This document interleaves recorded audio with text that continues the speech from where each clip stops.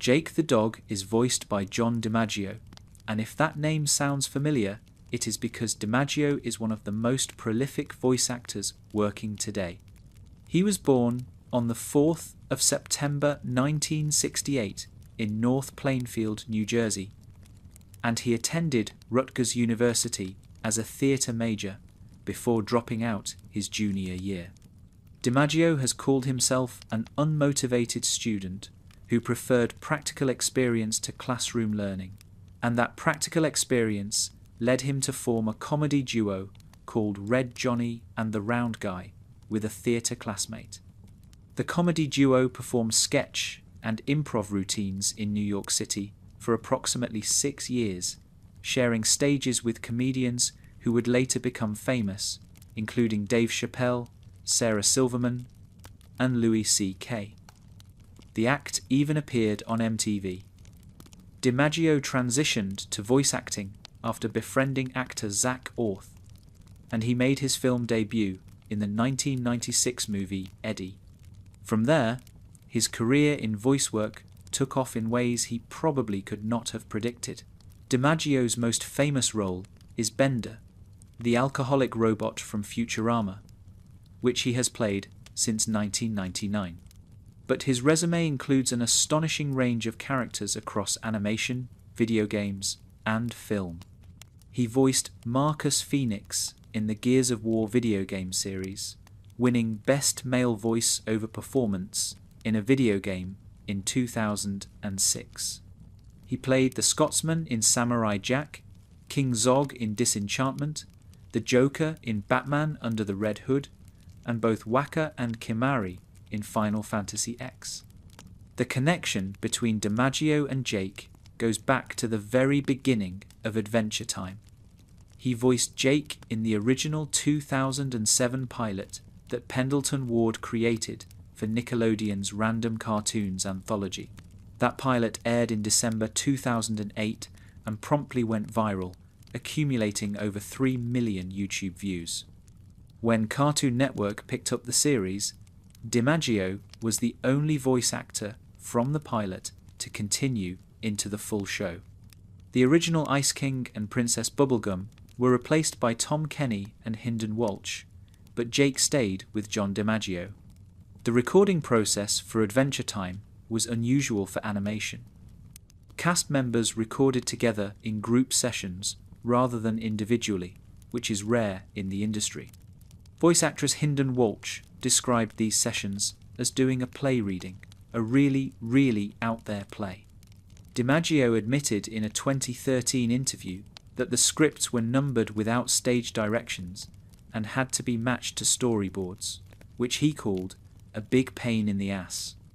But the group recording created chemistry that comes through in the performances. DiMaggio was initially confused by Adventure Time's surreal nature. He recalled asking Tom Kenny during recording sessions whether he understood what the show was about.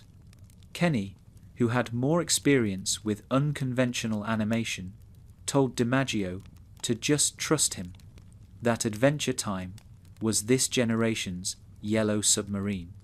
That comparison to the Beatles' psychedelic animated film turned out to be prescient. Adventure Time became a cultural phenomenon that influenced a generation of animation. Each episode of Adventure Time took approximately 8 to 9 months to complete, with multiple episodes in production simultaneously.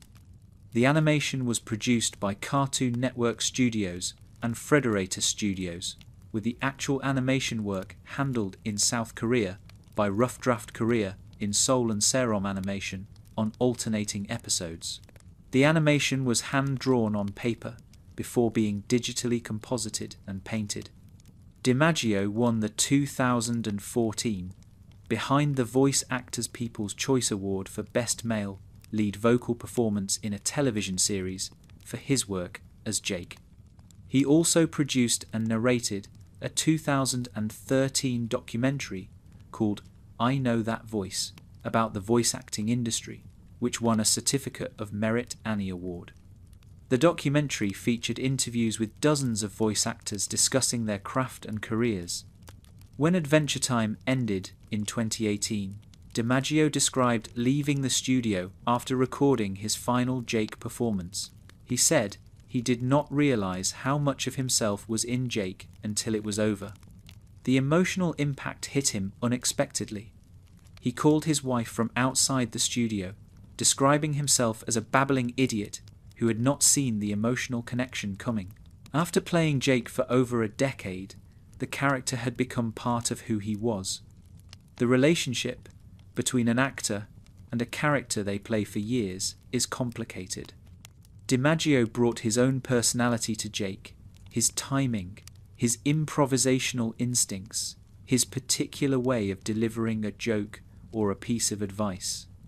Jake became a vehicle for DiMaggio's comedic sensibilities, while also being shaped by the writers and animators who created his world. The collaboration produced one of the most beloved cartoon characters of the 21st century.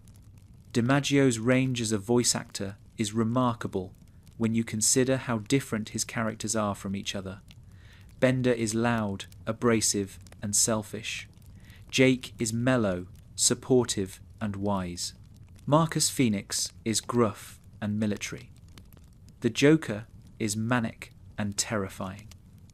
That one person can inhabit all these roles convincingly speaks to a versatility that goes beyond simply doing different voices. DiMaggio finds the emotional core of each character and builds outward from there. The fact that DiMaggio was the only pilot voice actor to continue into the series suggests that his interpretation of Jake was exactly what Pendleton Ward wanted. Other roles were recast, but Jake remained DiMaggio's. This continuity meant that Jake's character could develop consistently from the earliest conception through the final episode. There was never a jarring shift in how Jake sounded or felt. DiMaggio has spoken in interviews about the freedom Adventure Time gave him to improvise. While the scripts provided the structure, the group recording sessions allowed for spontaneous moments that made it into the final episodes. Jake's particular rhythms, his pauses and emphases, often came from DiMaggio finding the joke in the moment rather than following the page exactly. The documentary I Know That Voice that DiMaggio produced and narrated brought attention to the voice acting profession in a way few projects had before. Voice actors often work in anonymity, their faces unknown to the audiences who love their characters. DiMaggio used his platform to celebrate his colleagues and educate viewers about what voice acting actually involves. The documentary won recognition and helped change how people think about the people behind animated characters. DiMaggio's comedic background in sketch and improv shapes how he approaches voice work. Comedy requires timing, the ability to find the rhythm of a joke and deliver it precisely.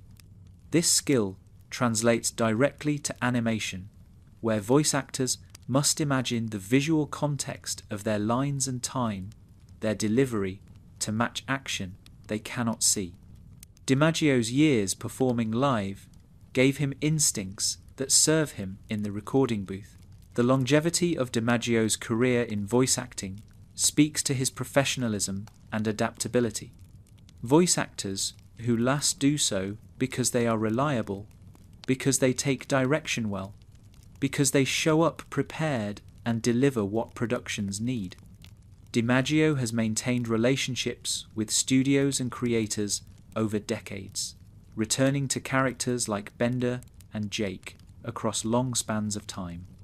Adventure Time's approach to voice recording, with actors together in a room rather than isolated in separate sessions, created an energy that DiMaggio thrived in. He could play off the other performers, react to their choices in real time, build scenes collaboratively rather than alone.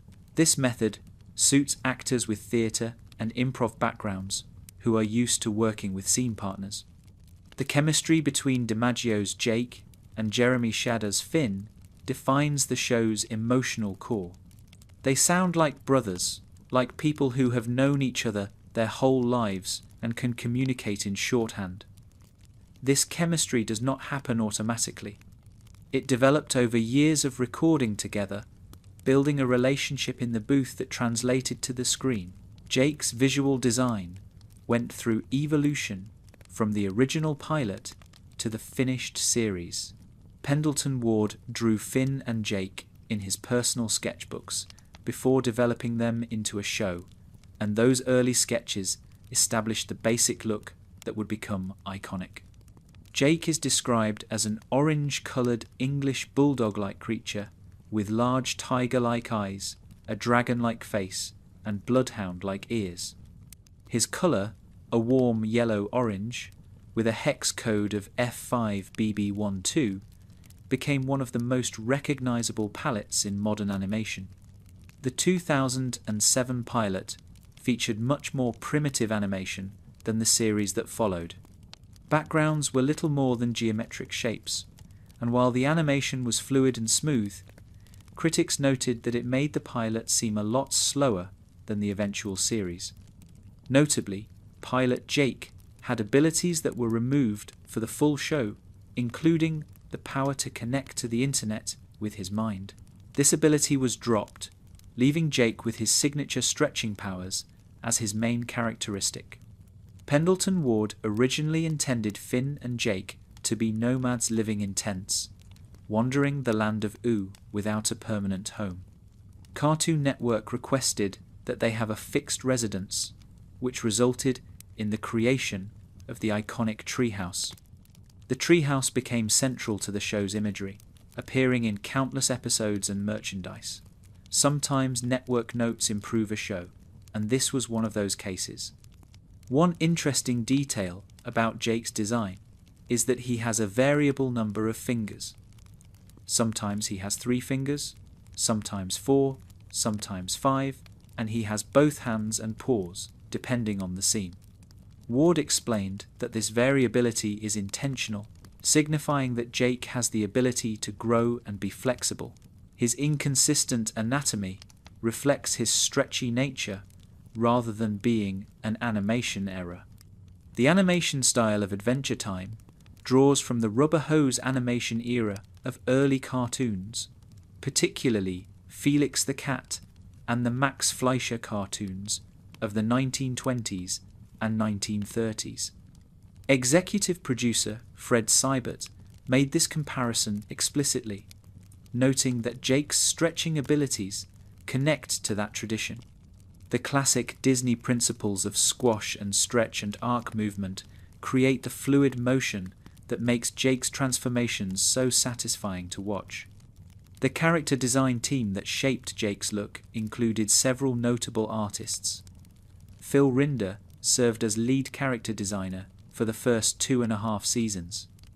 Andy Ristaino was an Emmy-winning character designer who won for the episode Puhoi Ghost Shrimp, whose real name is Dan Bandit, worked as a background designer and set the drawing style for the world of Adventure Time. Nick Jennings served as art director and was responsible for the show's vibrant colour palette. Jake's design allows for nearly infinite creative possibilities in animation. Because he can stretch and reshape his body into any form, animators could constantly invent new visual gags and action sequences. He becomes a boat, a house, a parachute, armour for Finn, a key, a bridge, and countless other shapes throughout the series. This flexibility meant that scenes with Jake were limited only by the imagination of the storyboard artists. The simplicity of Jake's base design, essentially a yellow oval with a face and 4 legs, belies the complexity of animating his transformations.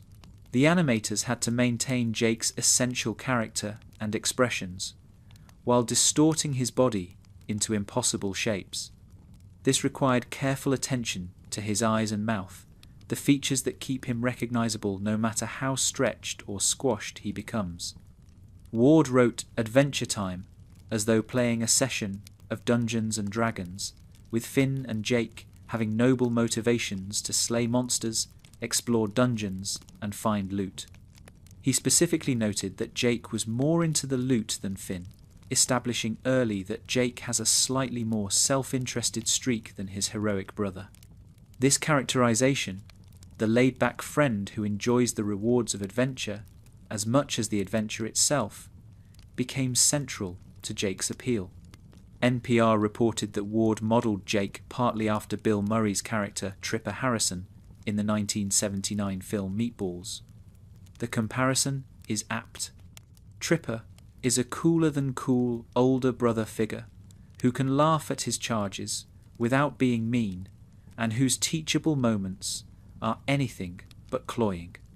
Jake serves a similar function for Finn, offering guidance and wisdom while remaining fundamentally relaxed and easygoing. The evolution of Jake's design across 10 seasons shows subtle refinements rather than dramatic changes. The core elements remained consistent: the yellow-orange colour, the floppy ears, the jowly face, but the animation became more sophisticated as the show progressed. Later seasons could achieve expressions and movements that early seasons could not, while still maintaining the essential Jake that audiences recognized. The international animation pipeline meant that character designs had to be clear enough to survive translation across studios and artists. Jake's simplicity was an asset here. His basic shapes, circles and ovals, could be drawn consistently by animators in Seoul, even when the storyboards came from Los Angeles. The design prioritized readability and flexibility over intricate detail. Jake's body language communicates as much as his dialogue. When he is relaxed, he droops and spreads. When he is alert, he tightens and extends. When he is scared, he shrinks. The animators used his malleable form to express emotion in ways that fixed character designs cannot achieve. Jake's feelings are literally visible in his shape. The merchandise based on Jake's design has generated significant revenue for Cartoon Network. Plush toys, action figures, clothing, and accessories all rely on his distinctive silhouette being instantly recognizable. A good character design is one that works across media, and Jake's design translates successfully to three-dimensional products, flat-printed materials, and everything in between. The color theory behind Jake's design is worth considering. Yellow-orange is a warm, inviting color associated with friendliness and approachability. It contrasts well with the blue tones often present in Adventure Time's backgrounds, making Jake pop visually in almost any scene. The choice was likely intuitive for Ward, but it follows principles that designers study formally. Jake's face, despite its simplicity, is remarkably expressive. His large eyes can convey a wide range of emotions through size, shape, and position. His mouth, which stretches and distorts freely, amplifies whatever feeling the scene requires. The animators learned to push these features to extremes, knowing that Jake's design could absorb exaggeration without breaking. The silhouette test is a classic design principle that asks whether a character can be recognized by outline alone. Jake passes this test easily. His shape, a rounded body with floppy ears and stubby legs, is distinct from any other character in the show or in animation generally. You could identify Jake from 50 feet away based only on his shadow. Ward's background in CalArts, the California Institute of the Arts, connected him to a tradition of character design that values simplicity and appeal. The CalArts style, sometimes criticized for its sameness across shows, emphasizes readable shapes and clear silhouettes. Jake fits this tradition, while also being distinctive enough to stand apart.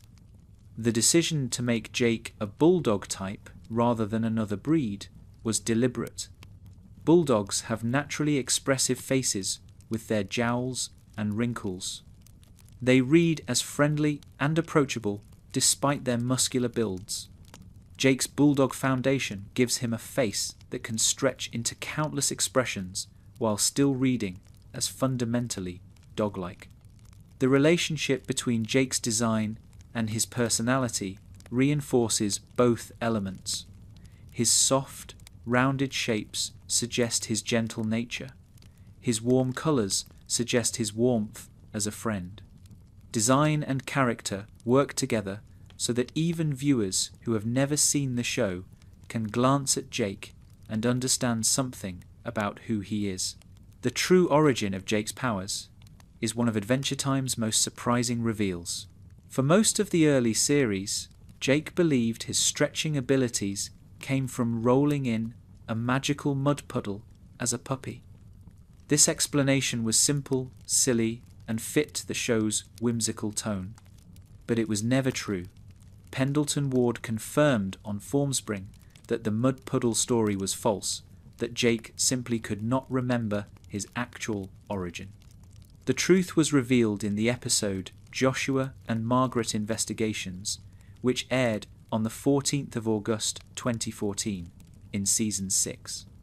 The episode shows Jake's parents, Joshua and Margaret, working as supernatural detectives with a 1940s film noir aesthetic.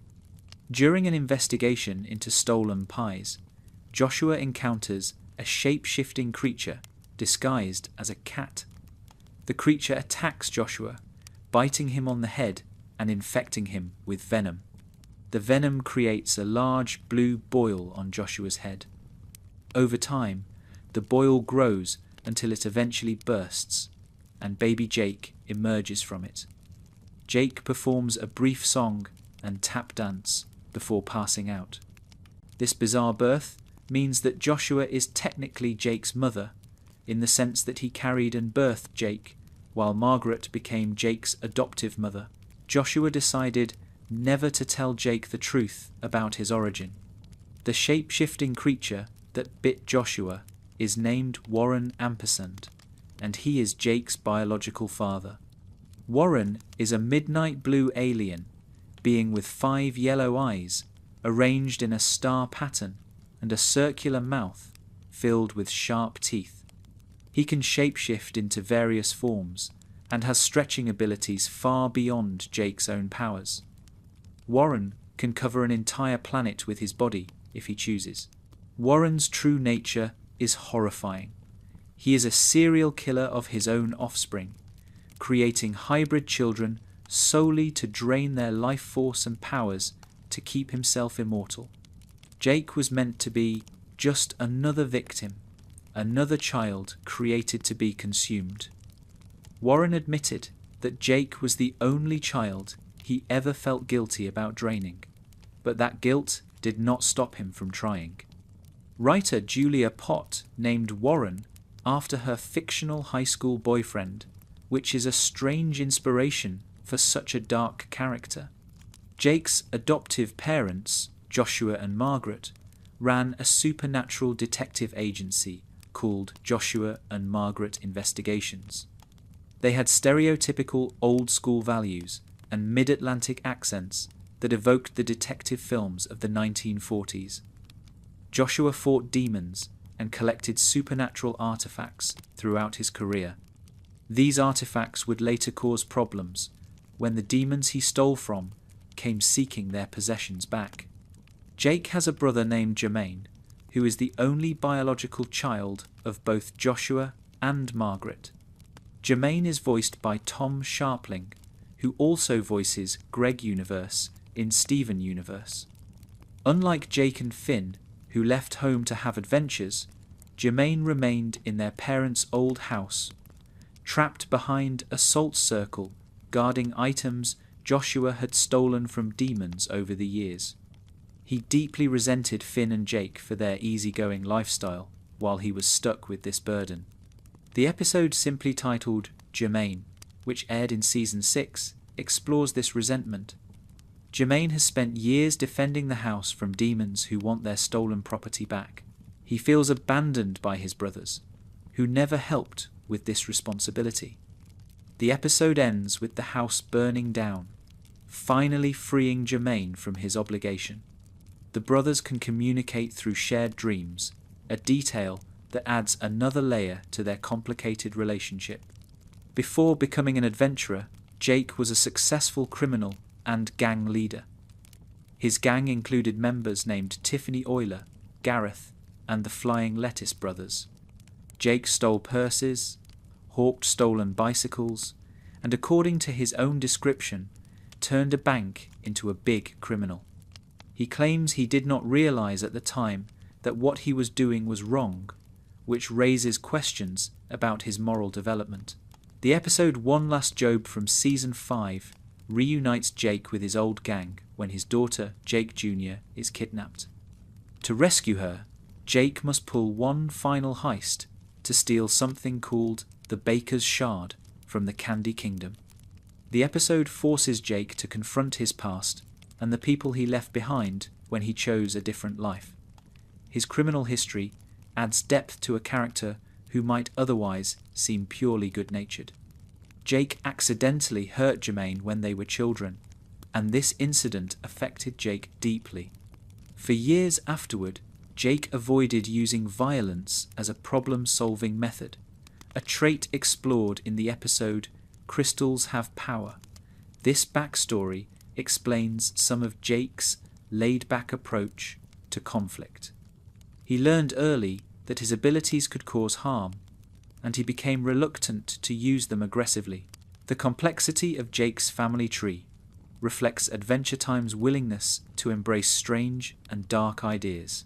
He has an alien biological father who wanted to kill him, an adoptive father who carried him in a head boil, an adoptive mother who raised him as her own, a biological brother with deep resentment, and an adoptive brother who is his best friend.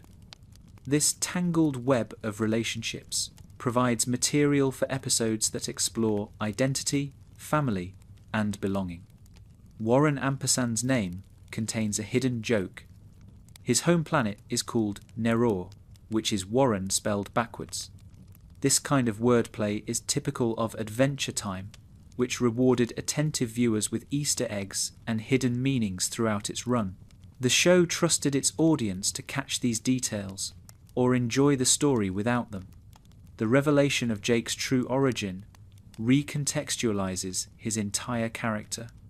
He is not just a magical dog, but the offspring of an interdimensional predator, raised by loving parents who kept the truth from him to protect him.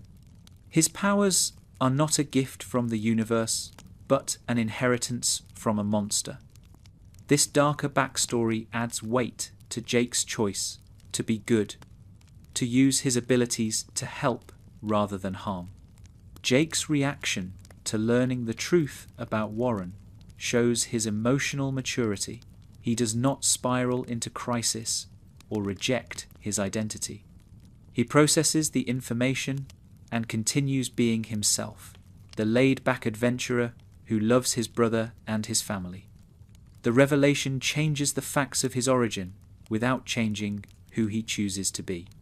Identity, the show suggests, is about choices more than circumstances. The episode Jake the Star Child from Season 10 brings Warren back and forces a final confrontation. Warren attempts to drain Jake's powers, as he has done to all his other children, but Jake defeats him and throws him into a black hole, ending the threat permanently. Jake protects himself and potentially saves future siblings from Warren's predation. The juxtaposition between Jake's two fathers is striking. Joshua was gruff but loving, a protector who fought demons and raised a found child as his own. Warren is a monster who creates children only to consume them. Jake inherited his powers from Warren, but his values from Joshua. Nature provided his abilities, while nurture shaped their use. The question of how much Jake knew about his origin before the explicit reveal is left somewhat ambiguous. He accepted the magical mud puddle explanation without questioning it, but Jake accepts many things without questioning them. Whether he suspected the truth and avoided it, or genuinely never considered alternatives, reflects different interpretations of his character. Joshua's decision to keep the truth from Jake protected Jake's childhood, but created complications later. When the truth emerged, Jake had to process not only his alien origin, but also the fact that his parents had lied to him for his entire life. The show treats this complexity with respect, showing that Joshua acted from love even if the deception had costs. The family dynamics in Jake's life provide endless material for storytelling. His relationships with Jermaine, with his parents' memories, with his own children, and with Finn all explore different aspects of what family means. Jake is simultaneously a brother, a son, a father, and a nephew, each role bringing different expectations and challenges. Jake's stretchy powers are technically misnamed because they go far beyond simple stretching. He can stretch, shrink, or mold any part of his body to almost any shape and almost any size. But he can also change the topology of his body, creating holes through himself which would be impossible with pure stretching. He can rearrange his internal organs at will. In the episode Evicted, he shrunk and moved his organs into his left thumb. In Jake vs. Mimo, he enlarged his liver to 51 times its normal size to survive poison. The episode called The Limit from Season 2 established that Jake's powers do have an upper boundary. His body stretches like bubblegum, meaning the more he stretches, the thinner he gets. If he stretches too far, his organs cannot function properly, and he could die. This limitation creates stakes in situations where Jake needs to extend himself to save someone or reach something far away. In the episode From Bad to Worse, Jake tells Lady Rainicorn that he can stretch forever, trying to comfort her, but then he whispers to Finn to hurry up with that antidote, revealing that his claim was a lie. Jake was willing to overextend himself to reassure his partner, even though it would have killed him. The moment shows both his love for Lady Rainicorn and his willingness to downplay danger. Adam Muto, who became showrunner after Pendleton Ward stepped back, stated that Jake was basically limited by his own laziness. He never fully explored his powers because he could not be bothered. This is perfectly in character for Jake, who values relaxation and enjoyment over achievement and mastery. His untapped potential is a running theme, the sense that he could do more if he cared to try. Jake has developed specific techniques with his stretchy powers over the years. Key hand involves morphing his hand into key shapes to unlock doors, first seen in the episode Prisoners of Love. The Jake suit involves wrapping himself around Finn as armour, which causes Jake considerable pain when Finn gets hurt. This technique was explored in the Season 5 episode Jake Suit. The concept was present from early development, with Pendleton Ward specifically recruiting artists who could draw the Jake suit as he envisioned it. One of the strangest applications of Jake's powers is subconscious stretching. In the episode Sad Face, Jake's tail leads an entire separate life as a circus clown without Jake's conscious awareness. His tail performs in a travelling circus at night while Jake sleeps, living a complete double life that Jake knows nothing about. The episode raises philosophical questions about identity and consciousness that the show never fully resolves. Jake describes his bones as squishy bones in the episode James Baxter the Horse, which explains how he can flatten and contort himself without breaking anything. His entire internal structure is as malleable as his external form.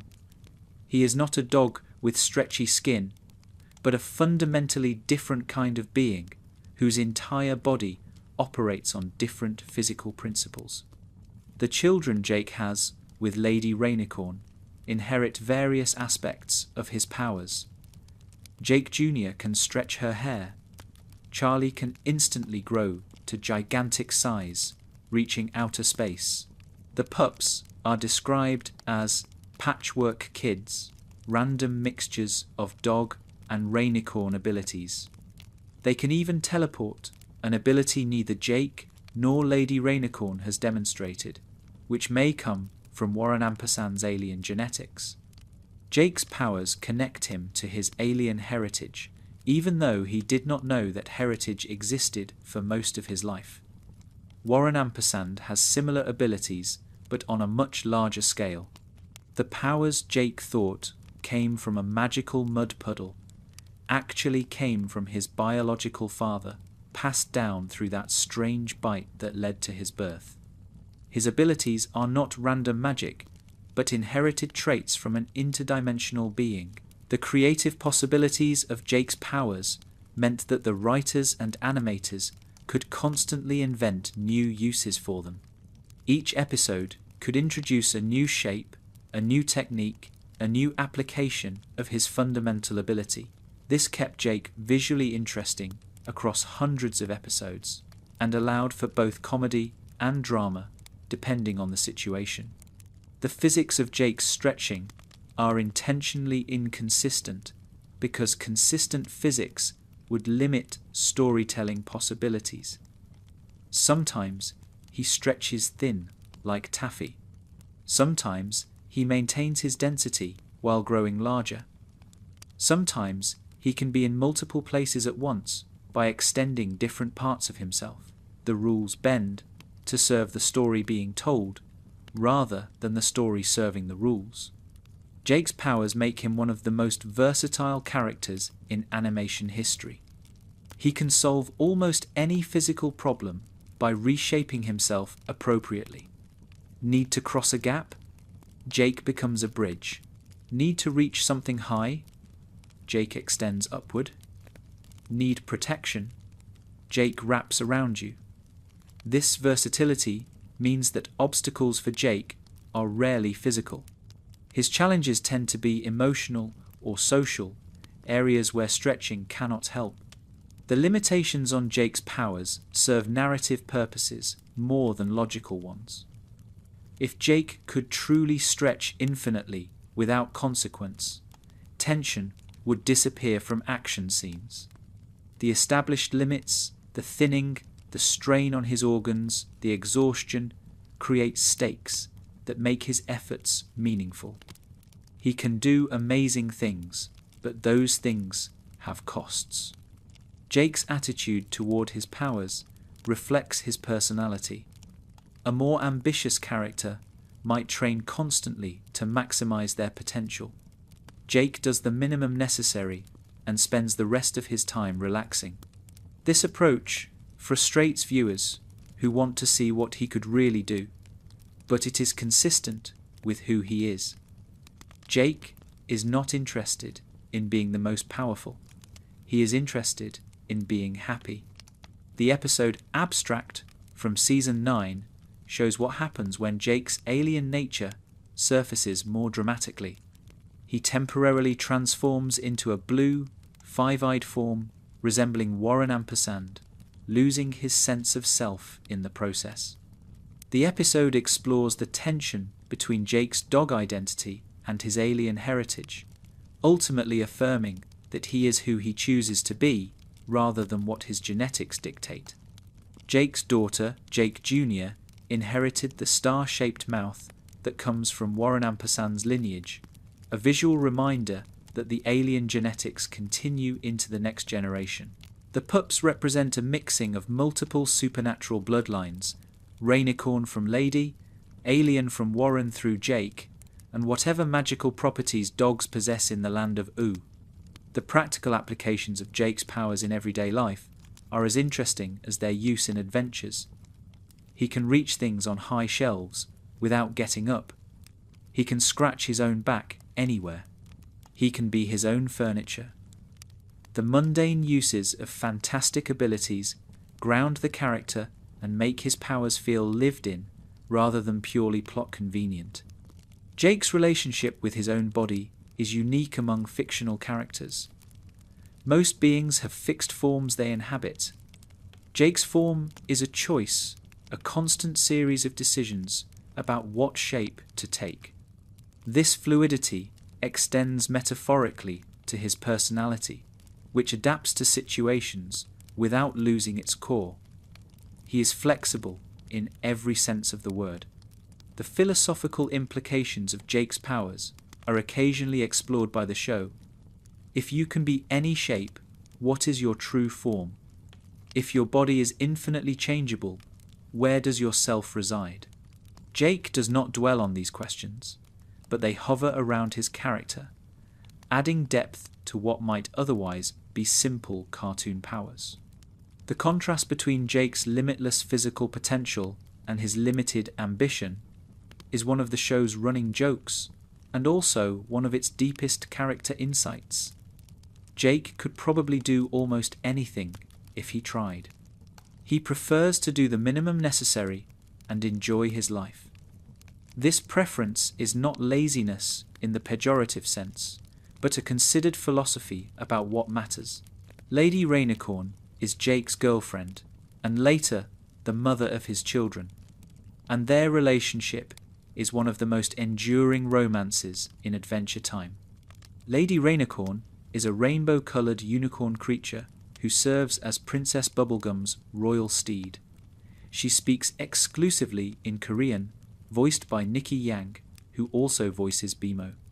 Yang was originally a storyboard artist for the show before being cast in the role.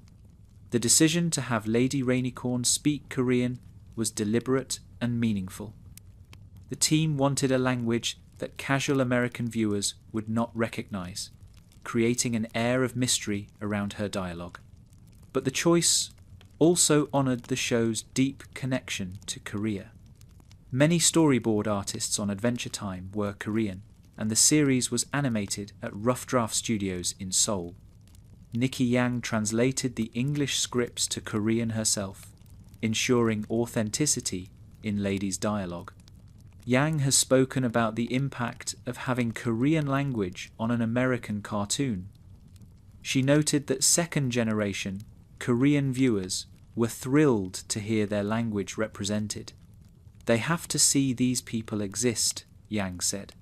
It is important. For Korean American children watching Adventure Time, Lady Rainicorn provided representation that was rare in Western animation at the time. Jake learned Korean to communicate with Lady Rainicorn, which shows significant dedication to the relationship. Learning a new language as an adult requires sustained effort over months or years. Jake, despite his generally lazy nature, put in this work because Lady mattered to him. The show does not make a big deal of this fact, but it reveals something about Jake's priorities. Jake and Lady bonded over their common interest in the viola. Both play the instrument, and this shared passion brought them together. Music runs through Adventure Time as a theme, with characters frequently expressing themselves through song. That Jake and Lady's relationship began through music fits the show's broader artistic sensibility. Jake meets Lady Rainicorn every day at 4 p.m. sharp. This routine suggests a relationship built on consistency and reliability, rather than spontaneous passion. They have been together long enough to establish patterns, to know what to expect from each other. The regularity of their meetings indicates commitment that has matured beyond the excitement of new romance. In the episode My Two Favorite People, Lady recalls a time when she and Jake ran naked through a farmer's field. This memory suggests a playful, adventurous, early relationship. They were young and reckless together before settling into the more stable partnership we see in the series. Every long relationship has stories from its wilder days, and Jake and Lady are no different. The episode Her Parents from Season 2 explores Jake's anxiety about meeting Lady's family. He is terrified because of historical wars between rainicorns and dogs, a conflict that makes their relationship taboo in some ways. Jake disguises himself using ketchup and mustard a ridiculous solution that reflects his panic. The episode reveals that Lady loves Jake because he is an idiot, and that he makes her feel like a genius. This affectionate insult captures their dynamic perfectly. Jake and Lady have 5 children together, born in the Season 5 episode, Jake the Dad. The pups are named Charlie, Viola, Jake Jr., TV, and Kim Kil Wan. Charlie is a daughter who can instantly grow to gigantic size, reaching outer space. Viola is named after Jake's favourite instrument. Jake Jr. is a daughter with a star-shaped mouth inherited from Warren Ampersand, who can stretch her hair, TV. Is a son described as a basement dweller who stays home on the computer. Kim Kil Wan is a son who already had a beard after just 2 days and harbours the most resentment toward Jake for being an absent father. The pups are described as patchwork kids, random mixtures of dog and Rainicorn abilities that do not follow predictable genetic patterns. They can teleport, an ability that neither Jake nor Lady Rainicorn has demonstrated. This teleportation may come from Warren Ampersand's alien genetics, passed through Jake to his children. The randomness of their abilities reflects the chaos of combining 2 very different magical lineages. Rainicorn offspring age incredibly quickly, and this rapid development created immediate challenges for Jake as a parent. The pups reached adulthood in mere days, becoming mentally and physically older than Jake himself in a very short time. Jake had no opportunity for the slow process of raising children that most parents experience. His kids were grown before he could adjust to having them. This rapid aging forced Jake to accept that he functions better as a big brother than a traditional father figure. He cannot guide his children through childhood because they do not have childhoods in the normal sense. Instead, he relates to them as peers, which works for some of the pups better than others. Kim Kil Wan, in particular, resents Jake's casual approach to parenting, feeling abandoned by a father who never took responsibility. The tension between Jake and Kim Kil Wan reflects real dynamics that occur when parents are emotionally unavailable. Kim Kil Wan became successful and responsible, possibly in reaction to Jake's unreliability. He owns property and manages businesses, living the stable adult life that Jake never prioritized. The resentment is understandable, even if Jake's limitations as a parent were partly circumstantial. Lady Rainicorn's pregnancy and the birth of the pups were major developments in Jake's character arc. Becoming a father changed how the show could use Jake in stories.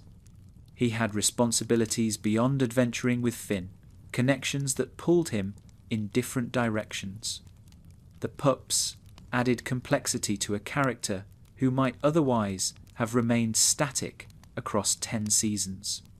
The visual design of Lady Rainicorn complements Jake's design beautifully.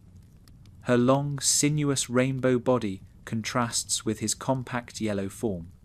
When they are together on screen, they create visual interest through opposition. The animators clearly enjoyed finding ways to pose these 2 very different body types in relationship to each other. Lady Rainicorn can fly by using light to travel through the air, an ability that makes her valuable for transportation. Jake often rides on her back, reversing the typical dynamic where dogs serve as transportation for others. Their relationship subverts expectations in subtle ways that reward attention. The Korean dialogue that Lady Rainicorn speaks is not gibberish or approximation, but actual Korean that native speakers can understand. This commitment to authenticity meant that Korean viewers had a different experience of the show than English-only viewers. They could understand Lady's jokes, her asides, her expressions of love that other viewers could only guess at from context. Jake's willingness to learn Korean for Lady represents one of the few areas where his laziness yields to effort. Language learning requires sustained practice over long periods, exactly the kind of commitment Jake usually avoids. That he made this effort specifically for his relationship shows that his relaxed approach to life has exceptions when love is involved. The pups have appeared in various episodes following their introduction, each exploring different aspects of their personalities and their relationships with their father. Charlie became an adventurer in her own way. TV remained a homebody. Jake Jr. developed her own identity. Kim Kil-wan continued to be disappointed in Jake. Viola pursued music like her namesake. The show did not forget about them after their debut. The episode Daddy-Daughter Card Wars focused on Jake's relationship with Charlie, using the card game as a framework for exploring their bond. The episode showed that Jake could connect with his children when he made the effort, but that effort was not always consistent. His parenting style was better suited to some children than others. Jake's personality is often described as laid back, and this description is accurate but incomplete. He is relaxed about most things, preferring to go with the flow rather than fight against circumstances. But his laid-back nature coexists with genuine wisdom, deep loyalty, and occasional flashes of intensity when situations demand it. Jake is more complex than his chill exterior suggests. Pendleton Ward described Jake as having all the wisdom of a 28-year-old couch potato. This description captures something true about the character. Jake has insights that come from experience and reflection, but he does not always apply them. He knows things without necessarily acting on what he knows. His wisdom is real, but not always motivating. One of Jake's most famous quotes is, "Dude, sucking at something is the first step to being sorta good at something." This advice, given to Finn, encapsulates Jake's philosophy about growth and failure. Failure is not something to fear or avoid, but a necessary part of improvement. You cannot skip the awkward beginning stages of learning. Jake's comfort with failure reflects his broader comfort with imperfection. Another significant Jake quote is, "To live life, you need problems. If you get everything you want the minute you want it, then what is the point of living?" This surprisingly deep observation suggests that Jake has thought about meaning and purpose more than his lazy demeanor indicates. He understands that struggle gives life texture, that easy satisfaction is ultimately unsatisfying. This wisdom informs his relaxed approach to difficulties. Jake frequently advises Finn with statements like, "You are getting all hung up on imaginary problems. You gotta focus on what is real, man." This advice helps ground Finn when he spirals into anxiety about things that have not happened and may never happen. Jake's present focus contrasts with Finn's tendency to worry, and the contrast makes them effective partners. They balance each other. The phrase, "homies help homies," always represents Jake's core value of loyalty. He will show up for the people he cares about, regardless of inconvenience or danger. This loyalty is not performative or conditional. Jake does not help friends to get something in return. He helps because that is what you do for homies. The simplicity of this ethic belies its importance. Jake's quote, "Just pretend like every bruise is a hickey from the universe," shows his ability to reframe negative experiences as positive ones.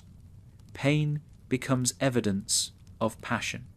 Difficulty becomes intimacy with existence.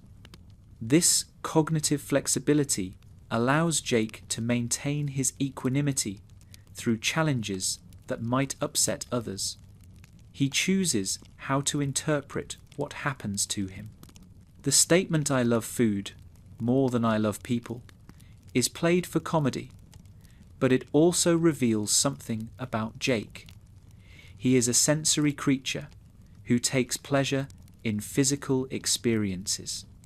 Food, sleep, comfort, these immediate satisfactions matter to him.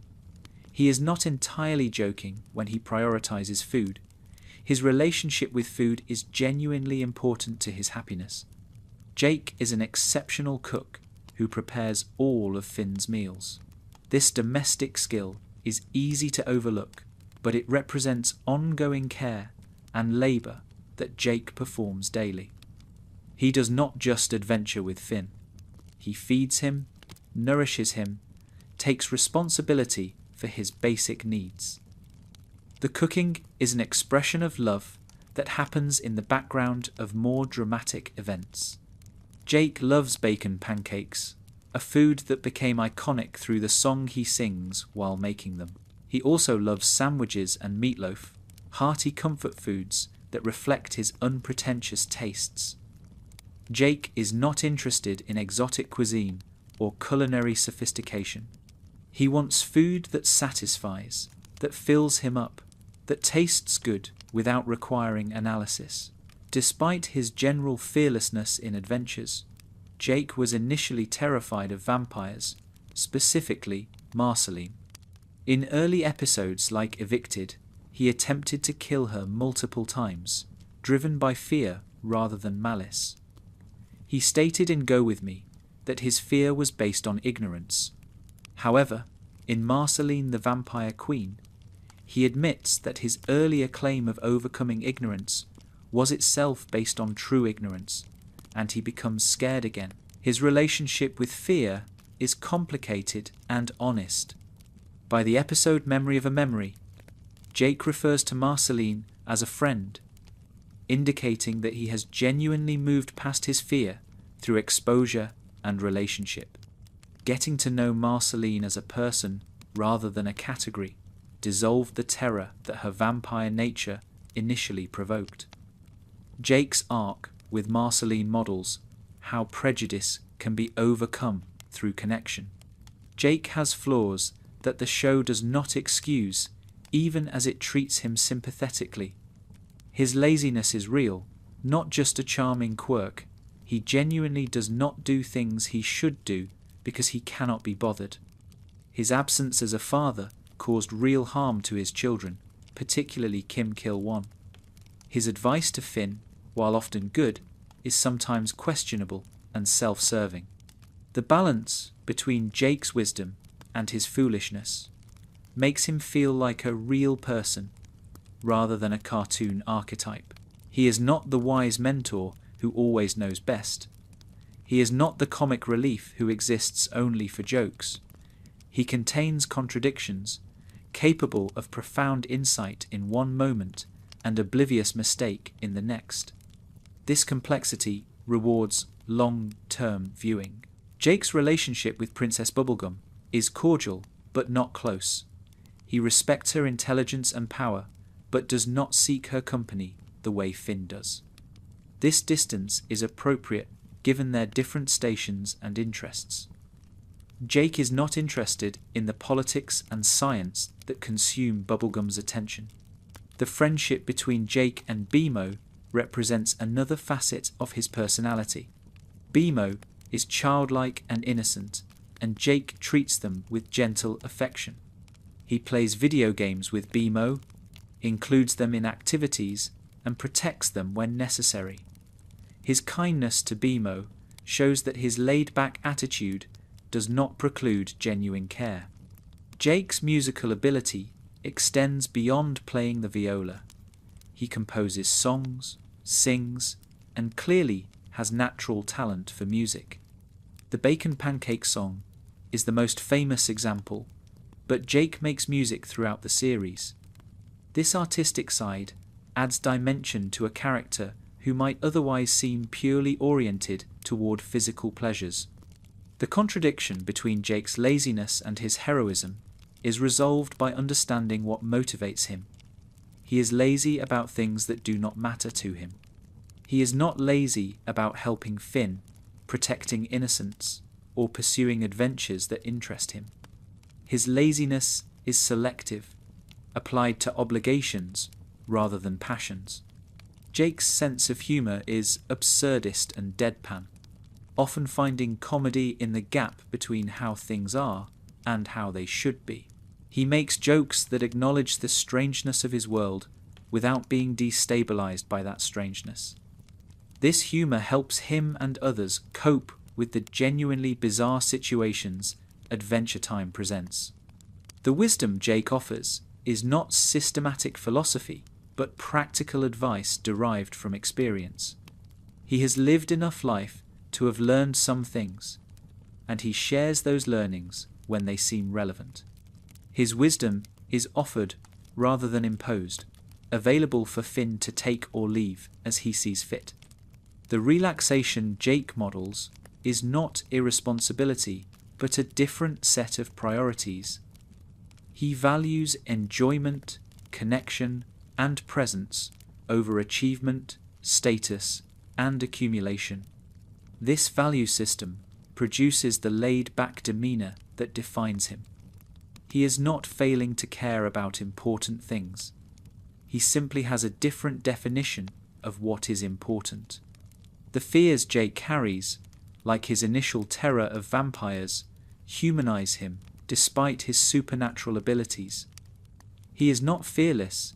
He has vulnerabilities and anxieties like anyone else.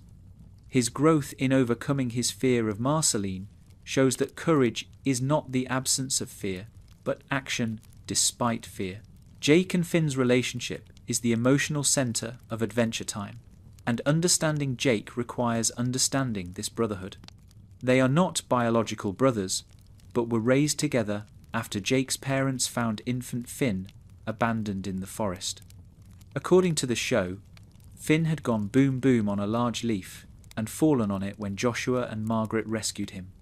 They raised Finn alongside Jake and Jermaine as a third son. Pendleton Ward wanted Adventure Time to be about two cool friends who could talk like normal friends do and have normal friend conversations. He specifically did not want Finn and Jake to be rivals or pitted against each other in every story. This creative choice distinguishes Adventure Time from many cartoons that rely on conflict between main characters for easy drama. Finn and Jake are genuinely on the same team. The age difference between Finn and Jake is significant. Jake is a mature adult, while Finn starts the series as a 12-year-old. This gap means Jake often functions as a mentor and guide, someone who has already navigated challenges that Finn is encountering for the first time. But Jake never condescends to Finn or treats him as less than an equal partner in their adventures. Jake gives Finn space to make his own mistakes rather than preventing all errors through intervention. This approach reflects a philosophy of parenting and mentorship that values learning through experience. Jake could probably save Finn from many difficulties, but he understands that Finn needs to develop his own judgment. Protection can become overprotection if it prevents growth. The dynamic between Finn and Jake evolved as Finn aged over the course of the series. Early seasons featured a more clearly hierarchical relationship with Jake as the experienced older brother. Later seasons showed Finn catching up in maturity, their dynamic becoming more equal as Finn accumulated his own wisdom through his own experiences. Jake remained important but no longer dominated. Jake's patience with Finn during his romantic struggles demonstrates deep fraternal love. When Finn was heartbroken over Princess Bubblegum, Jake was there. When Finn's relationship with Flame Princess collapsed, Jake was there. When Finn made mistakes that hurt people, Jake did not abandon him.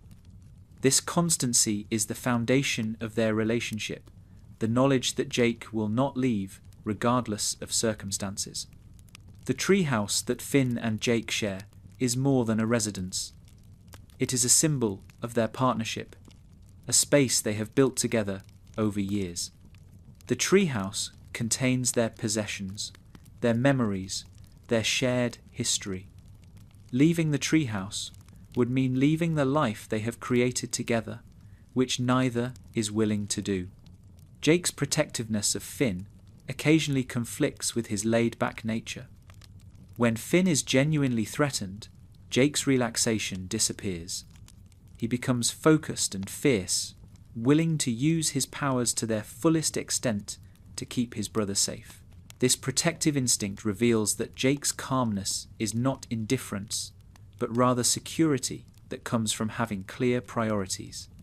The show occasionally explores what Finn and Jake's relationship would look like under strain. Episodes where they fight or disagree are rare enough to feel significant.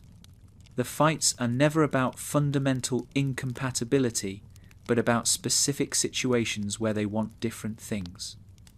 They always reconcile because their bond is stronger than any individual conflict.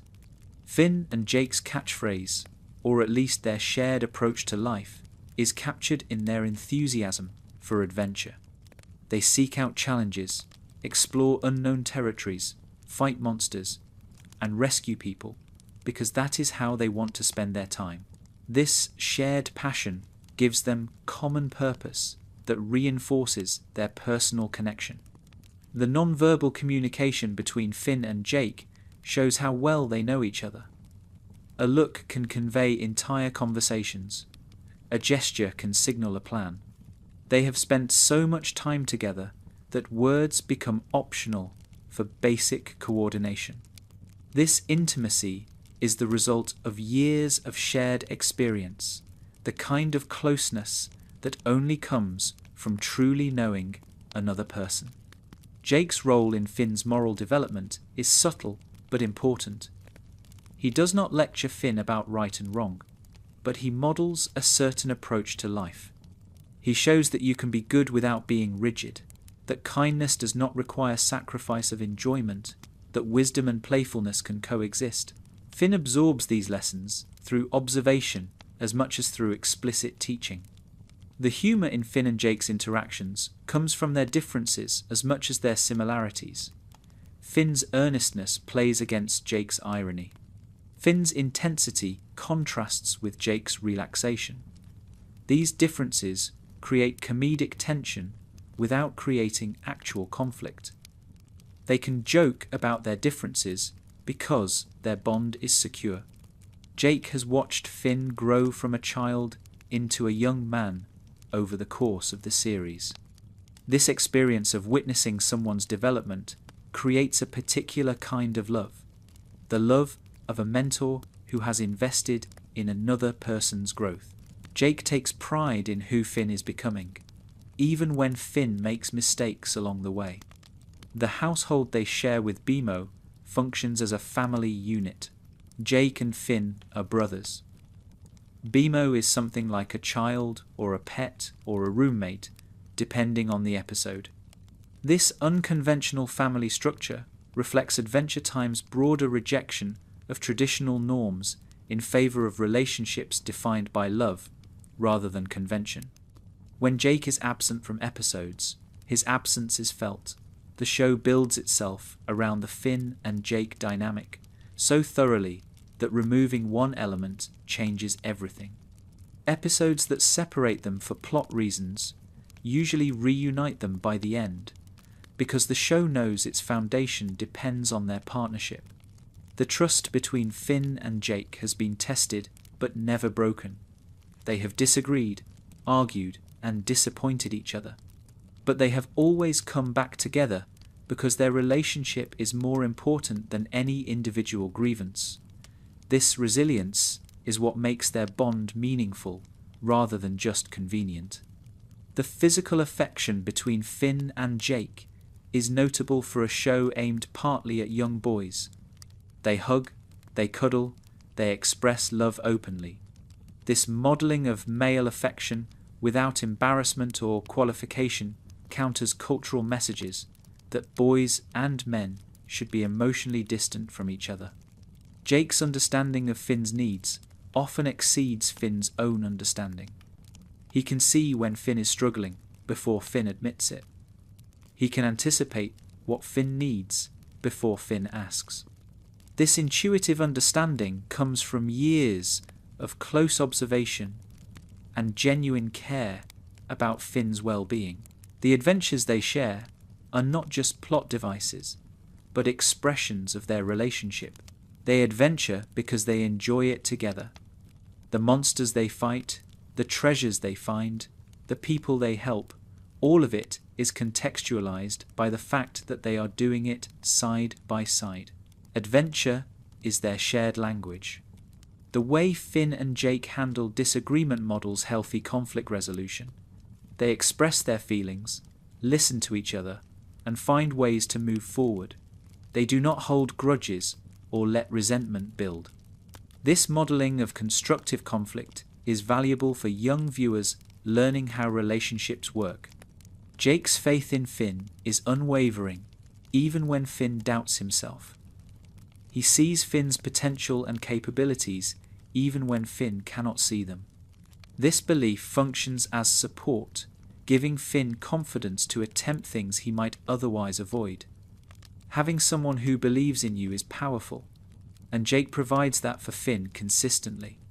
The memories Finn and Jake share form a private history that outsiders cannot fully access. They have inside jokes, shared references, stories they both remember. This accumulated history gives their relationship depth that new relationships lack. They have been through things together that bonded them permanently. Adventure Time ran for 10 seasons, from April 2010 to September 2018, producing 283 episodes across its run. John DiMaggio appeared in 263 of those episodes as Jake, making him one of the most frequently appearing characters in the series. He also voiced numerous additional characters throughout the show, including Joshua, Jake's father, demonstrating his range within the same production. The episode Jake the Brick from Season 6 won the 2015 Primetime Emmy Award for Outstanding Short Format Animation. In this episode, Jake fulfills his dream of being a brick in a wall, narrating the natural world around him in the style of a nature documentary. The episode is quiet and contemplative, unlike most Adventure Time episodes, and its Emmy win recognized the show's ability to work in unexpected registers. Jake the Dad from Season 5 marked a major shift in Jake's character when Lady Rainicorn gave birth to their 5 pups. The episode explored Jake's anxiety about fatherhood and his attempts to protect his children from danger. The rapid aging of the pups compressed what would normally be years of parenting into a single episode, creating both comedy and genuine emotional stakes. One Last Job from Season 5 revealed Jake's criminal past when his former gang reunites to pull a heist. The episode showed a side of Jake that viewers had not seen, the young delinquent who turned a bank into a big criminal before finding a different path. This backstory added depth to Jake's redemption arc, showing that his current goodness was a choice rather than a default. The episode Card Wars from Season 4 focused on Jake's obsession with a tabletop game and his intense competitive streak when playing it. The episode became so popular that it spawned an actual Card Wars game that fans could purchase and play. Jake's transformation from laid-back friend to ruthless competitor revealed that his calmness has limits when his ego gets involved. Joshua and Margaret investigations from Season 6 revealed the truth about Jake's alien origin. The episode used a film noir style to tell the story of Jake's detective parents and their encounter with Warren Ampersand. The tonal shift from Adventure Time's usual aesthetic made the episode feel special, like a glimpse into a different genre that happened to explain Jake's existence. The episode Germain from Season 6 explored Jake's relationship with his biological brother, who had been guarding their parents' house from demons for years. The episode addressed family resentment and the unequal distribution of responsibility among siblings, heavy themes, delivered with Adventure Time's characteristic blend of humour and heart. Is That You from Season 6 featured one of the show's most complex time travel plots when Jake helped resurrect Prismo. The episode required Jake to make a significant sacrifice, creating a timeline where an alternate Jake becomes the dreamer who sustains Prismo's existence. The metaphysical implications of this episode reward multiple viewings. Abstract from Season 9 dealt with Jake's alien heritage directly when he began transforming into a blue, five-eyed creature resembling Warren Ampersand. The episode forced Jake to confront questions about identity and whether he was truly himself or something else wearing his shape. The resolution affirmed that Jake is who he chooses to be, regardless of his genetics.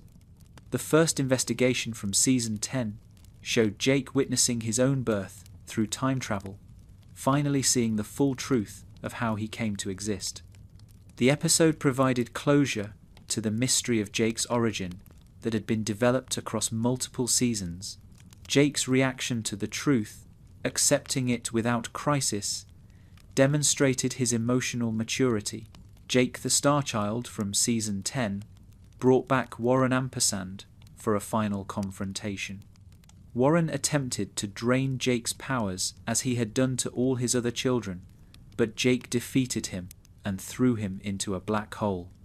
The episode resolved the threat that Warren represented while affirming Jake's independence from his biological father's legacy. The series finale, Come Along With Me, aired in September 2018 and concluded the main Adventure Time narrative. Jake appeared throughout the finale as Finn's partner in the final battle against GOLB. The episode did not give Jake a dramatic individual arc, but instead affirmed his role as the constant presence in Finn's life, the brother who is always there. CBR critic Brandon Zachary called Jake the best character on TV, stating that while Finn experienced a strong character arc, Jake proved to be far more fascinating. This critical assessment recognized that Jake's subtler development, his role as the stable center around which other characters orbit, made him essential to the show's success. The show won 8 Primetime Emmy Awards from 26 total wins and over 50 nominations across its run.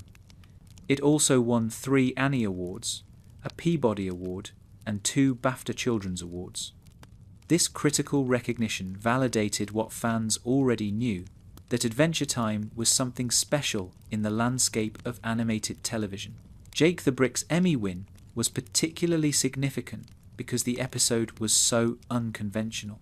Jake spends the episode as a brick in a wall, narrating the lives of animals in the surrounding area. There is minimal action or conflict. The episode works through voice and atmosphere rather than plot.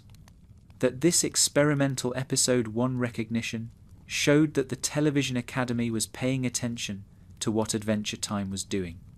The production of Adventure Time involved collaboration between studios in Los Angeles and Seoul, with episodes taking 8 to 9 months to complete from script to screen. Multiple episodes were in production simultaneously at different stages. This pipeline required careful coordination, but allowed the show to maintain consistent quality across its long run. Jake's presence across 263 episodes means that John DiMaggio recorded hundreds of hours of dialogue for the character.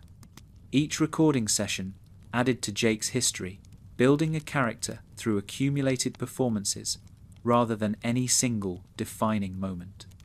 The relationship between DiMaggio and Jake deepened over the years until, as DiMaggio described, Jake became part of who he was. The awards and critical recognition Adventure Time received often acknowledged the show as a whole rather than singling out individual characters. But Jake's contribution to that whole was essential. The show would not work without the Finn and Jake dynamic at its centre. And Jake's particular energy, his voice, his philosophy, shaped what Adventure Time could be. The influence of Adventure Time on subsequent animation cannot be overstated. Shows like Steven Universe, created by former Adventure Time storyboard artist Rebecca Sugar, built on the foundation that Adventure Time established. The willingness to treat animated characters with emotional depth and to explore complex themes in accessible ways owes much to what Adventure Time proved was possible. Jake's legacy within this influence is the model of the supportive, wise friend who is also flawed and funny. Characters in later shows who serve similar functions owe something to Jake. The template he established, relaxed but caring, funny but deep, continues to shape how animated shows approach supporting characters. The merchandise featuring Jake generated significant revenue for Cartoon Network throughout the show's run. Plush toys, t-shirts, backpacks, video games, and countless other products featured his distinctive yellow form. Jake was marketable in ways that directly contributed to the show's commercial success and thus its ability to continue producing episodes. The video games featuring Jake allowed fans to interact with the character in new ways. From the official Adventure Time games to his appearance in crossover fighting games like Brawlhalla and Multiverses, Jake became a playable character that fans could control. These games extended his reach beyond television into interactive entertainment. The international popularity of Adventure Time meant that Jake was dubbed into numerous languages, with different voice actors bringing their interpretations to the character. While John DiMaggio's performance defined Jake for English-speaking audiences, viewers in other countries developed their own connections to Jake through their local voice actors. The Bacon Pancakes song is probably the single most famous piece of Adventure Time music, and it belongs entirely to Jake. The song was written by Rebecca Sugar, who worked as a storyboard artist on Adventure Time before leaving to create Steven Universe. Sugar wrote many of the show's most beloved songs, including Marceline's songs and the iconic I'm Just Your Problem. But Bacon Pancakes achieved a level of viral spread that even those songs did not reach. The song debuted in the Season 4 episode Burning Low, which aired on the 30th of July 2012.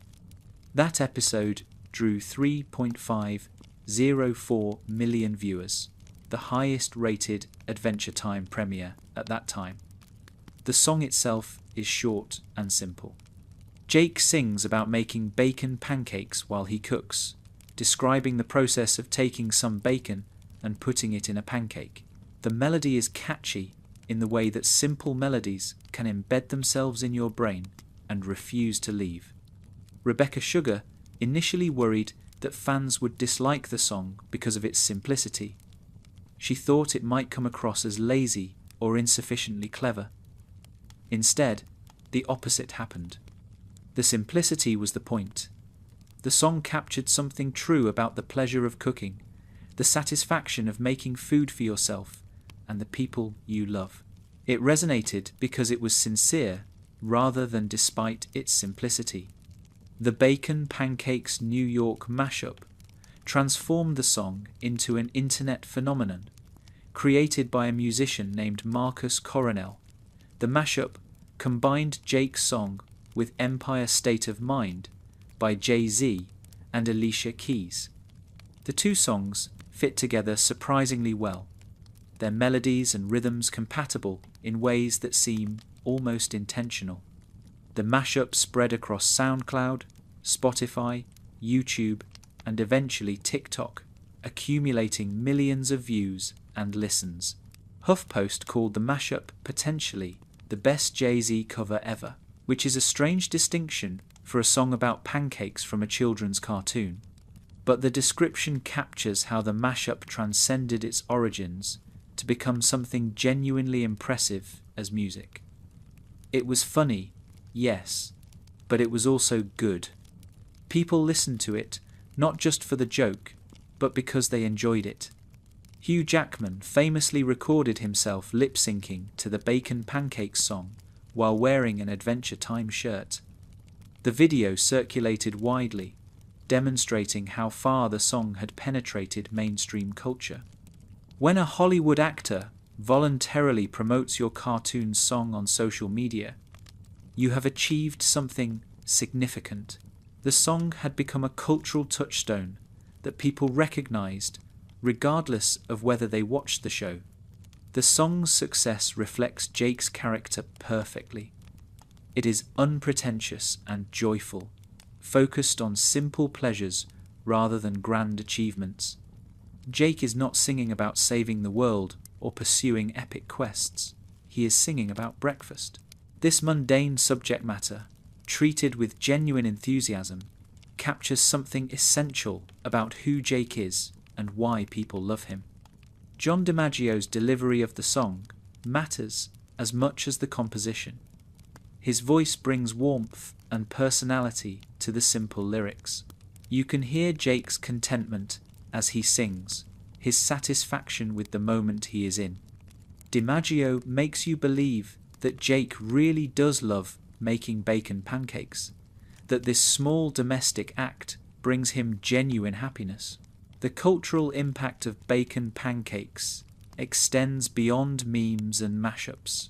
The song has been referenced in other media, covered by fans in countless variations, and become shorthand for Adventure Time itself. When people who do not watch the show encounter Adventure Time, Bacon Pancakes is often how they recognize it. The song serves as an ambassador for the broader work. Tim Kiefer, who composed the music for Adventure Time, produced the instrumental backing for Bacon Pancakes. Kiefer's production choices, the simple ukulele strumming that accompanies Jake's voice, contribute to the song's charm. The arrangement is as unpretentious as the lyrics, refusing to overshadow the vocal performance with elaborate instrumentation. The recipe implied by the song, putting bacon inside a pancake, is actually a real cooking technique that people make. Fans have posted their own bacon pancakes inspired by Jake's song, closing the loop between fiction and reality. A cartoon dog singing about breakfast led to actual breakfasts being made in actual kitchens. The influence of art on life does not get more concrete than that. The simplicity of the Bacon Pancakes song makes it accessible in ways that more complex compositions are not. Anyone can sing it.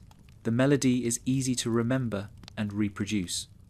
This accessibility contributed to its spread, as people could share the song by simply singing it rather than needing to play a recording. It became a song that lived in people's heads and voices. The contrast between Bacon Pancakes and Adventure Time's more emotionally complex songs highlights the show's range. The same show that produced Bacon Pancakes also produced songs about heartbreak, loss, and existential dread. Jake's cheerful breakfast song exists in the same musical universe as Marceline's songs about her father and the Ice King's tragic history. This range is part of what made the show special. The longevity of Bacon Pancakes as a meme reflects how internet culture preserves and transforms content. The song is over a decade old, but it continues to circulate on social media, introduced to new audiences who were children when it first aired or who had not yet been born. Memes can extend the life of cultural artifacts far beyond their original context. Jake's association with food extends beyond Bacon Pancakes, but that song crystallizes it perfectly. He is a character who takes pleasure in eating and cooking, who sees meals as occasions for joy rather than mere fuel. The song expresses this attitude in concentrated form, turning the act of making breakfast into a celebration. The musical legacy Jake leaves through Bacon Pancakes connects him to Adventure Time's broader musical identity. The show was known for its songs, many of which became cultural touchstones in their own right. Jake's contribution to this legacy is not the most emotionally profound song, but arguably the most memorable one. When people think of Adventure Time music, Bacon Pancakes often comes first. The breakfast theme of the song grounds it in everyday life in a way that resonates. Everyone eats breakfast. Everyone has experienced the pleasure of making food they enjoy. Jake's song speaks to universal experience through specific detail, connecting cosmic adventuring with domestic routine. The hero who saves the world also makes pancakes, and both activities matter. The animation accompanying the Bacon Pancakes song is minimal but effective. Jake stands at a stove, flipping pancakes, lost in the simple pleasure of cooking. The visual simplicity matches the musical simplicity, creating a unified aesthetic moment. Nothing distracts from the song itself. The fan response to Bacon Pancakes demonstrated the power of Adventure Time's community to amplify content. The official release of the song was brief, just a few seconds of screen time. Fans extended it through remixes, covers, and mashups, transforming a throwaway musical moment into a cultural phenomenon. The community created the Bacon Pancakes that most people know. The legacy of Bacon Pancakes extends to Jake's characterization in merchandise and games. When he appears in video games, like Lego Dimensions, he sings about bacon pancakes when left idle. The song has become part of how Jake is represented across media, a signature that identifies him as surely as his yellow colour or stretchy powers. The enduring appeal of Bacon Pancakes suggests that sometimes the simplest creative choices have the biggest impact. Rebecca Sugar spent more time on other Adventure Time songs that are technically more impressive. But Bacon Pancakes, in its simplicity and joy, connected with audiences in ways more ambitious work did not. There is a lesson there about what resonates. Jake's relationship with death is explored throughout Adventure Time in ways that give the character unexpected depth. For a laid-back dog in a children's cartoon, Jake spends a surprising amount of time confronting mortality, both his own and others. The show does not shy away from the fact that Jake will eventually die, and Jake himself seems at peace with this reality in ways that Finn struggles to accept. In the Season 4 episode, Sons of Mars, Jake is accidentally killed by the Wand of Disbursement and sent to the 37th Dead World. This is the first time the show explicitly kills Jake, even temporarily. Abraham Lincoln, who in Adventure Time's mythology is the King of Mars, sacrifices his own immortality to death in order to bring Jake back. The episode establishes that Jake's life has cosmic value, that even the King of Mars considers it worth saving. The concept of the Croak Dream appears in the Season 3 episode The New Frontier. Jake has a prophetic dream featuring the cosmic owl, which in Adventure Time's logic means the dream will come true. The dream shows Jake dying in space. When Finn learns about this dream, he is horrified and desperate to prevent it. Jake, however, is calm. His response reveals his philosophy about mortality. Jake tells Finn that when he dies, his individual Earth consciousness is going to go all over everywhere while Glob tallies his deeds. This statement shows that Jake has thought about death and developed a framework for understanding it. He believes in some form of continuation, that death is not an ending, but a transformation. This belief allows him to face his eventual death without fear. The Distant Lands special Together Again, which aired on the 20th of May 2021, serves as the chronological ending of Adventure Time, and directly addresses Jake's death. The episode reveals that both Finn and Jake have died of old age by the time the story takes place. In the earlier special Obsidian, older Finn is shown with a large memorial tattoo for Jake, confirming that Jake predeceased his brother. Together Again received an IMDb rating of 9.7 out of 10, making it one of the highest rated episodes in the franchise. The episode explores the 50 Dead Worlds system, showing that Jake achieved the 50th Dead World, which represents nirvana or enlightenment. This is the highest level of afterlife in the show's cosmology. Jake reached spiritual perfection through his life and death. Finn, assigned to the 37th Dead World, travels through all the realms searching for his brother. The journey takes him through increasingly strange and challenging afterlives, each representing different spiritual states. The episode treats death seriously while maintaining Adventure Time's characteristic blend of humour and heart. Death is real and permanent, but it is also not the end of the story. In the climax of Together Again, Jake and Finn defeat the Lich, who has been manipulating New Death to end the cycle of reincarnation. After their victory, Jake faces a choice. He has achieved enlightenment. He could remain in nirvana, the highest possible state. Instead, he chooses to leave. He chooses to reincarnate with Finn so they can continue their adventures together. Jake's final line in the episode explains his choice, because it is great being alive with you. This simple statement encapsulates everything about Jake's character and his relationship with Finn. Given the choice between spiritual perfection and brotherhood, Jake chooses brotherhood. Enlightenment is less valuable to him than being with the people he loves. Writer Steve Wolfhard shared headcanon artwork depicting what happens to Jake's body after death. In Wolfhard's imagination, Jake's body expands uncontrollably after death, eventually covering all of Oo.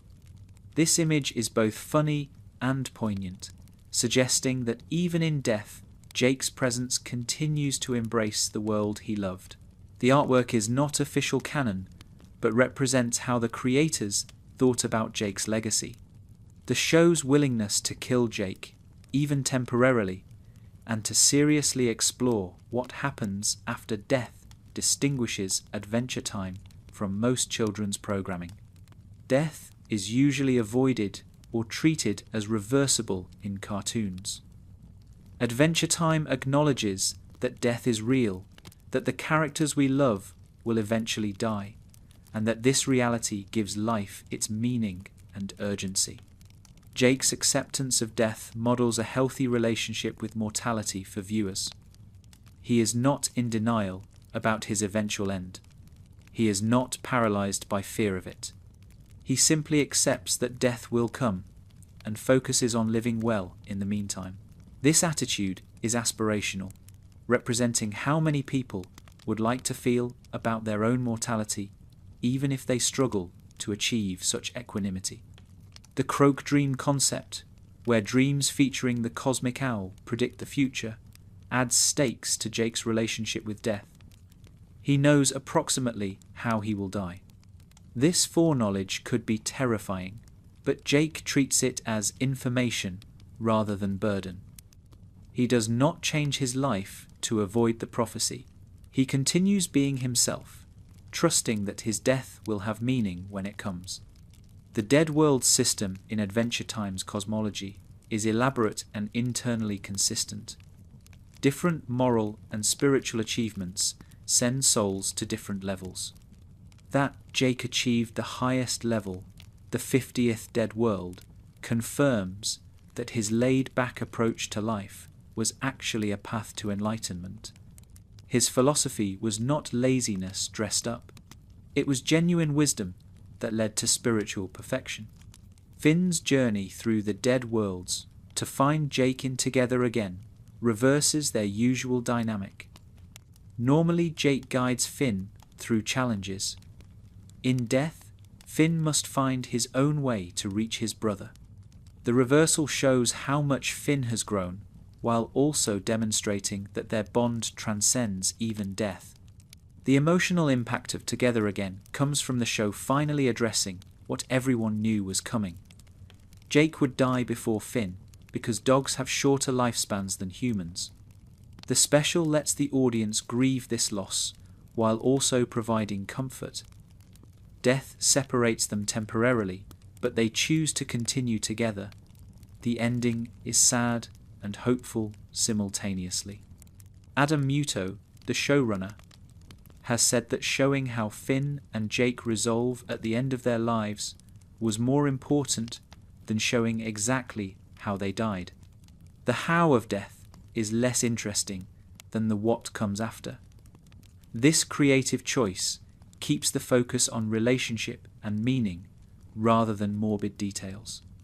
The dedication in Together Again honoured deceased cast and crew members, including Polly Lou Livingston, who voiced Tree Trunks, and Miguel Ferrer, who originally voiced Death. This acknowledgement of real death within a special about fictional death created a poignant resonance between the story and its creation. Jake's death raises the question of what happens to his stretchy powers and alien heritage in the afterlife. The show suggests that these physical characteristics do not persist in the same way, that what continues is consciousness and relationship rather than body.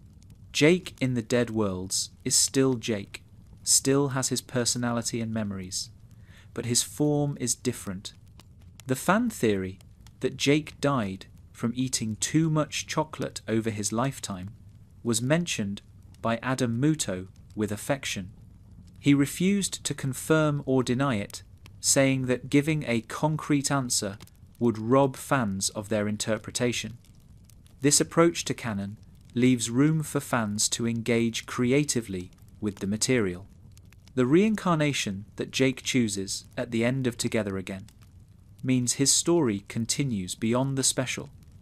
He and Finn will live again, have new adventures, face new challenges. Death is not the end, but a transition.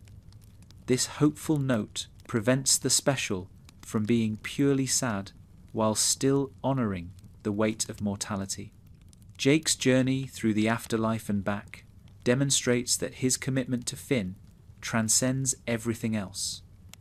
He achieved enlightenment, the ultimate spiritual goal, and gave it up for friendship. This choice defines who Jake is more clearly than any other action in the series.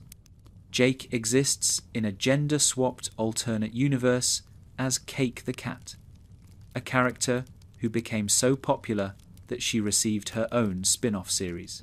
Cake was created by storyboard artist Natasha Allegri for the Fiona and Cake episodes, which imagined Adventure Time's characters with their genders reversed. Fiona is female Finn, Cake is female Jake, and the entire cast has corresponding counterparts. Cake is voiced by Roz Ryan, whose performance brings a different energy to the character than John DiMaggio brings to Jake. Where Jake is mellow and drawling, Cake is sassy and quick. The voice change reflects the character's different personality. Cake is more openly emotional than Jake, quicker to express affection or annoyance, less inclined to hide her feelings behind a laid-back demeanour. The original Fiona and Cake episodes were framed as fan fiction written by the Ice King, which allowed the show to explore alternate versions of its characters without disrupting the main continuity. This framing was clever because it acknowledged that these gender-swapped versions were interpretations rather than replacements. The Ice King's loneliness and desire for connection motivated his creation of a world where he could be a hero. The popularity of Fiona and Cake led to Adventure Time Fiona and Cake, a spin-off series that premiered in 2023 on Max. The series expanded the Fiona and Cake world beyond the Ice King's imagination, giving these characters their own stories and development. Cake became a protagonist in her own right rather than just a mirror of Jake. In the spin-off, Cake's relationship with Fiona parallels but does not duplicate Jake's relationship with Finn. The core dynamic of loyal friendship and adventure remains, but the specifics differ based on the characters' different personalities. Cake is more protective in some ways, more openly affectionate, more willing to express worry about Fiona's choices.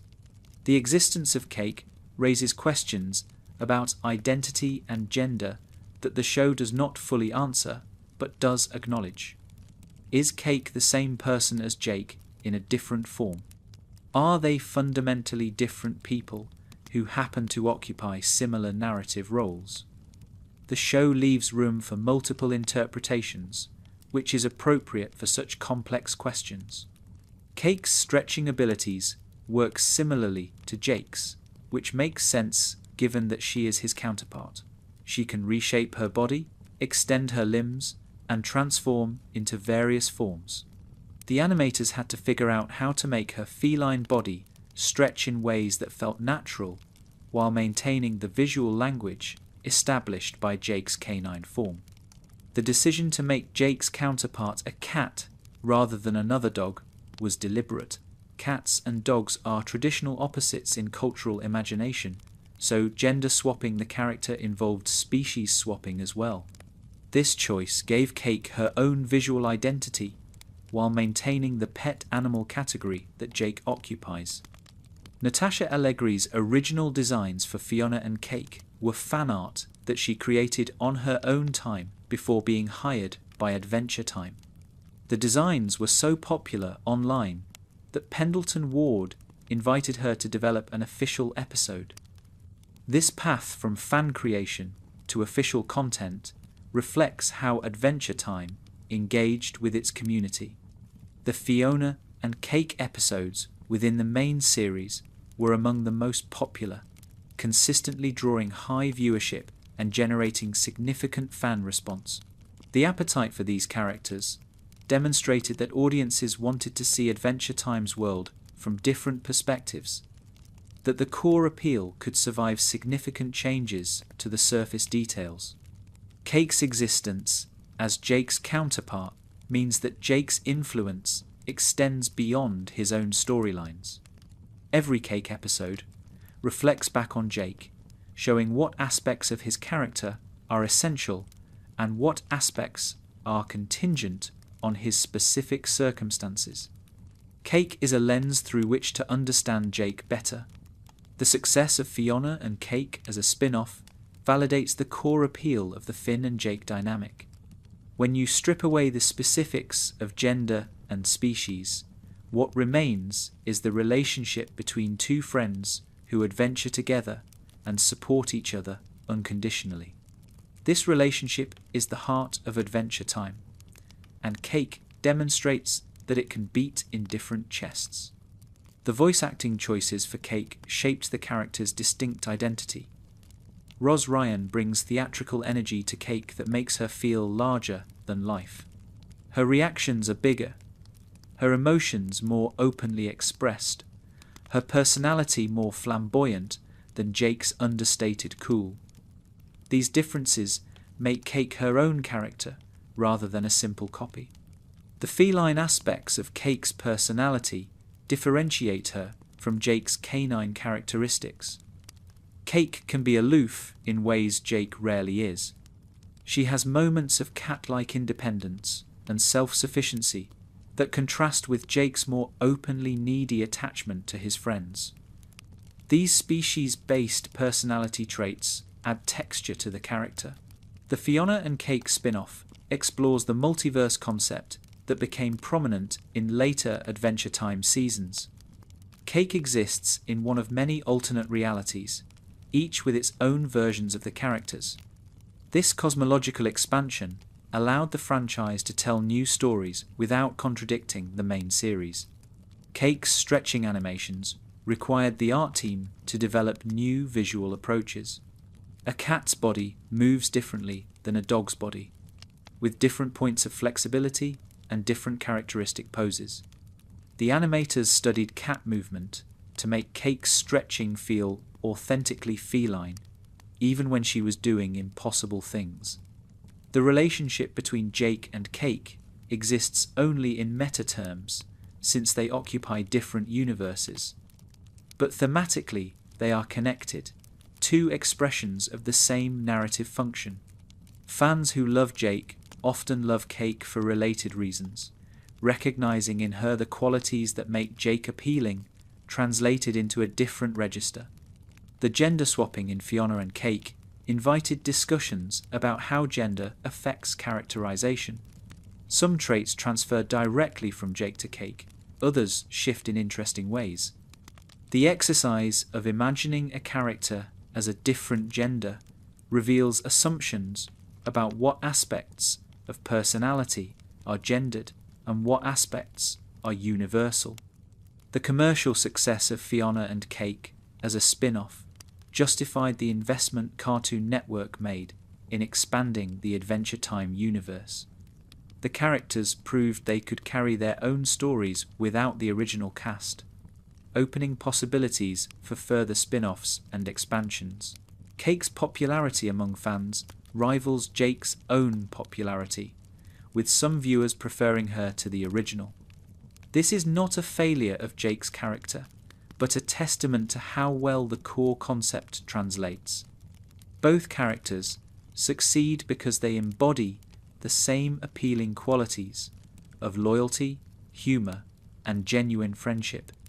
The animation style of the Fiona and Cake spin-off evolved from the main series while maintaining visual continuity with the original Fiona and Cake episodes. This balance allowed the new series to feel fresh while still connected to what came before. Cake looks like Cake even as the overall aesthetic has matured.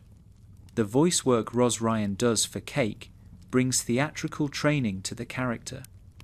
Ryan has extensive Broadway experience, and this background gives Cake a performative quality that suits her more expressive personality. Cake's emotional range requires a voice that can go big without losing authenticity. Cake's domestic side parallels Jake's role as the household cook. She takes care of Fiona practically, not just emotionally. This nurturing aspect of both characters suggests that caregiving is central to their shared archetype. They are friends who also take care of their partners in daily material ways. The future of Cake as a character depends on the continued success of the Fiona and Cake spin-off. If the series continues, Cake will develop further in directions that may diverge increasingly from Jake. She may become her own character entirely, connected to Jake only by origin rather than ongoing similarity. The connection between Jake and Prismo represents one of Adventure Time's most complex relationships, blending friendship with cosmic responsibility. Prismo is a two-dimensional wish-granting being who exists as the dream projection of a sleeping old man. When that old man wakes up or dies, Prismo ceases to exist. This precarious existence makes Prismo vulnerable in ways that most cosmic entities are not. Jake and Prismo became friends through a series of encounters that began when Finn and Jake sought Prismo's wish-granting abilities. Unlike many wish-granters in fiction, Prismo is genuinely friendly and helpful. He enjoys company and conversation. He makes pickles. His cosmic power coexists with a relatable personality that made friendship with Jake possible. The Lich murders Prismo in the episode Wake Up by killing the sleeping old man whose dreams sustain Prismo's existence. This death devastates Jake, who had come to value Prismo as a friend. The loss of Prismo also threatens the fabric of reality, since Prismo's powers maintained important cosmic structures. Jake's grief is personal, but the stakes are also universal. In the episode Is That You? From Season 6, Jake helps resurrect Prismo through one of the show's most complicated time travel plots. The solution requires Jake to make a significant sacrifice. An alternate timeline version of Jake must fall asleep in Prismo's bed and become the new dreamer who sustains Prismo's existence. This alternate Jake will sleep forever, dreaming Prismo into being. The metaphysical implications of this sacrifice are profound. Jake essentially gives up a version of himself to save his friend. The sleeping Jake in Prismo's time room is still Jake, still has Jake's consciousness and identity, but will never wake up, never have adventures, never see Finn again. This Jake exists only to dream Prismo. The sacrifice is real even if the Jake who makes it is from an alternate timeline. The episode suggests that Jake was potentially always destined to be Prismo's host, that the time loop created in Is That You was always part of how things worked. This predestination adds another layer to their relationship. Jake and Prismo were connected before they ever met because Jake's future self was already dreaming Prismo into existence. Prismo's friendship with Jake is one of the few relationships where Jake is the more grounded partner. Usually, Jake is the laid-back one, offering wisdom to more anxious friends. With Prismo, Jake encounters someone even more relaxed than himself, someone whose existence depends on remaining calm and asleep. Their friendship is between two beings who understand the value of chill. The pickles that Prismo makes have become iconic within the fandom, representing his hospitality and the domestic pleasures that exist even at the cosmic level. Prismo could grant any wish, reshape reality according to desire, but what he actually enjoys is making pickles for his friends. This detail humanizes him and connects him to Jake's own appreciation for food and simple pleasures. Jake's willingness to sacrifice for Prismo demonstrates that his laid-back demeanor does not indicate shallow commitment. When someone he cares about needs help, Jake will do whatever is necessary, even if that means giving up a version of himself forever. His relaxation is not detachment. It is security in his values that allows him to act decisively when action is required. The cosmic scale of Jake's friendship with Prismo expands the scope of his character. He is not just Finn's brother and Lady Rainicorn's partner. He is the friend of a wish-granting entity whose existence he personally maintains through the sacrifice of his alternate self. Jake operates on multiple levels of reality, from the domestic to the cosmic, and treats them all with the same fundamental approach. Prismo represents the kind of friend Jake is at his best, someone who values others for who they are, rather than what they can provide. Jake did not befriend Prismo to get wishes granted. He befriended Prismo because Prismo was interesting and kind. The friendship is genuine rather than transactional, which makes Jake's sacrifice meaningful rather than calculated. The time room where Prismo exists operates outside normal space-time, which allows characters to visit without aging and to access different points in history. Jake's visits to Prismo take him out of his normal life into a realm where the rules are different. These visits are both adventures and respites, exciting and relaxing simultaneously. The visual design of Prismo as a two-dimensional being creates interesting animation challenges when he interacts with three-dimensional characters like Jake. The artists had to figure out how to stage conversations and physical interactions between beings who exist in different dimensional planes. These technical challenges produced creative solutions that enriched the show's visual vocabulary. Prismo's vulnerability, despite his cosmic power, inverts expectations about powerful beings. Usually wish granters in fiction are untouchable, beyond the concerns of mortals. Prismo can be killed by simply waking up his dreamer. This vulnerability makes him sympathetic and creates stakes that more traditional omnipotent beings lack. The friendship between Jake and Prismo models healthy male friendship in ways that children's media does not always achieve. They hang out, they talk, They enjoy each other's company without needing external justifications. Their friendship is valuable in itself, not just a means to some other end. Jake's sacrifice for Prismo demonstrates the depth of his capacity for love. He gave up a version of himself permanently so that his friend could continue existing. This is not a temporary inconvenience or a reversible choice. Alternate timeline Jake will sleep forever, dreaming Prismo into being, never waking up. The magnitude of this sacrifice reveals Jake's true character. The cosmic scale of Jake's friendship with Prismo suggests that the values he embodies, loyalty, kindness, genuine connection, matter at all levels of reality. Whether you are making bacon pancakes in a treehouse or maintaining the existence of a wish-granting entity, the same fundamental approach to relationships applies. Jake is consistent across contexts. Prismo's gratitude to Jake for saving him adds another dimension to their friendship. Prismo knows what Jake sacrificed. He lives with the knowledge that his existence depends on Jake's alternate self dreaming forever. This awareness deepens their bond while also creating a subtle asymmetry that the show handles with grace. The time loop aspect of Jake's sacrifice suggests that destiny and choice intertwine in Adventure Time's cosmology. Jake chose to save Prismo, but that choice may have always been part of how reality works. Free will and fate coexist without either negating the other.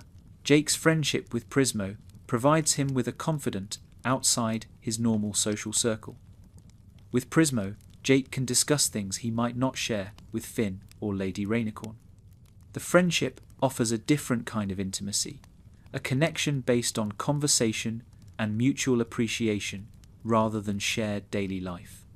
The pickle jar that Prismo always has ready for guests has become symbolic of his hospitality and domesticity. Despite his cosmic nature, Prismo is essentially hosting friends in his home. Jake's visits are not audiences with a powerful being, but hangouts with a friend who happens to grant wishes. This framing makes their friendship feel natural rather than transactional. The existence of multiple Jakes across alternate timelines, including the one dreaming Prismo, raises philosophical questions about identity. Which Jake is the real Jake? The show does not answer definitively, suggesting perhaps that all versions are equally real, equally Jake. Identity is more about continuity of consciousness than unique existence.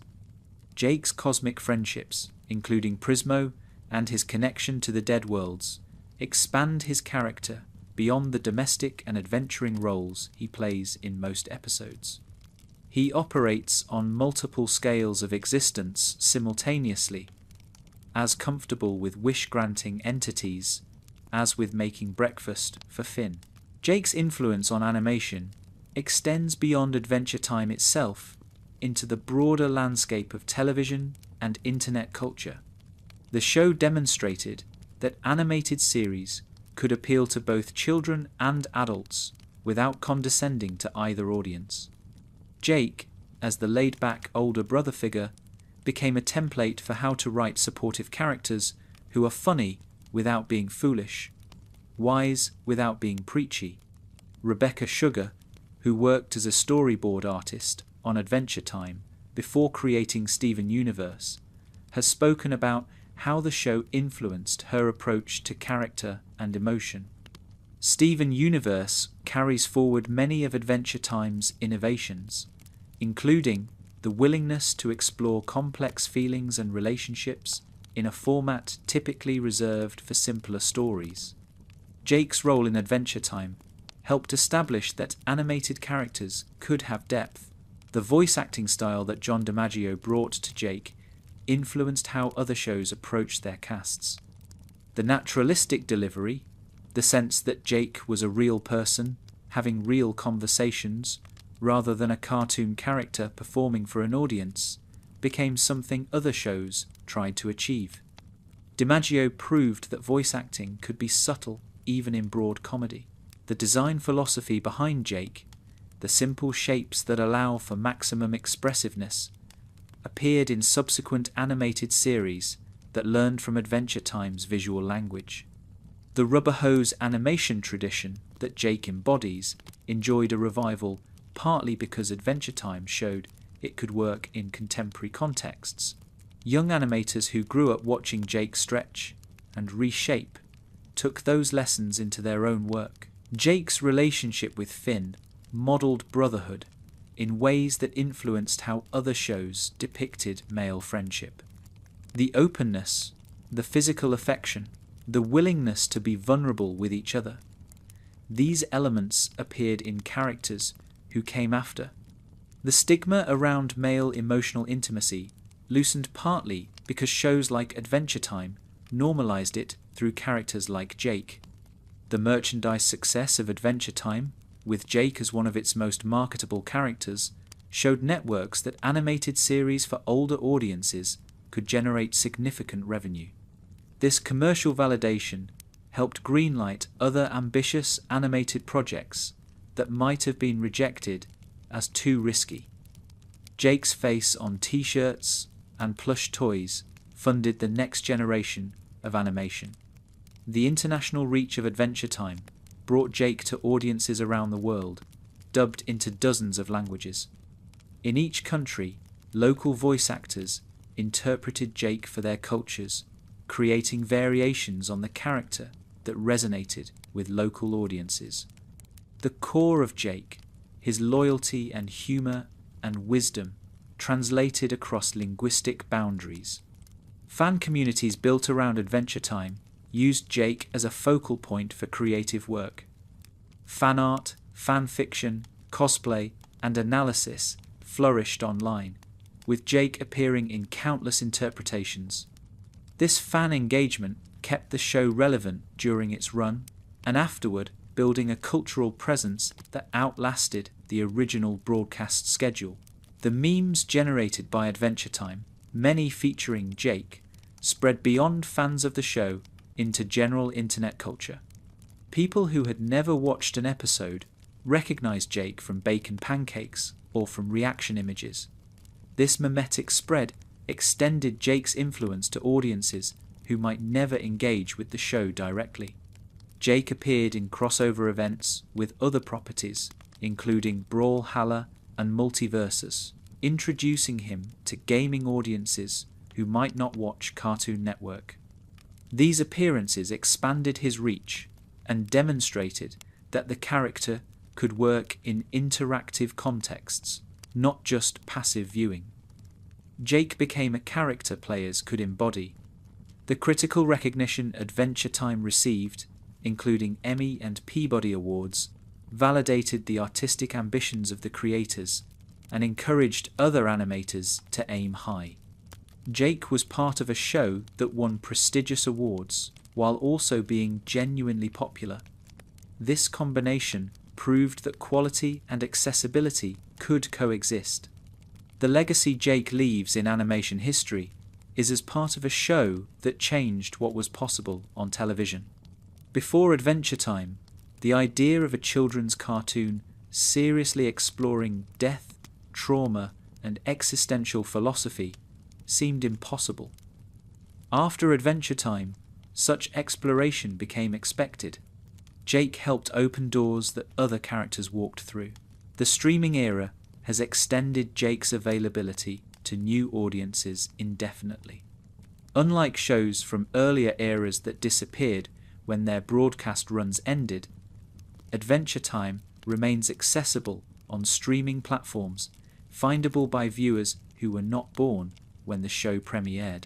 Jake continues to find new fans years after the finale aired. The educational impact of Adventure Time, with Jake as a central character, influenced how educators think about media literacy. Teachers have used episodes to discuss storytelling, ethics, and emotional intelligence. Jake's wisdom, delivered casually through a cartoon dog, reached classrooms and became part of how some students learned to think about life. The Comic-Con appearances of John DiMaggio over the years kept Jake present in fan consciousness even between seasons. DiMaggio's enthusiasm for the character, his willingness to engage with fans, and his emotional connection to Jake made those appearances meaningful. The actor became an ambassador for the character he played. The artistic community that formed around Adventure Time included many people who went on to work in animation professionally. For them, Jake was not just a character to enjoy, but a lesson in how to create characters. The show served as an informal education for the next generation of animators and writers. The influence of Jake extends to how people talk about friendship and support. His phrases, his approach to problems, his way of being there for Finn entered the vocabulary of how some people discuss relationships. Jake provided language for experiences that can be hard to articulate.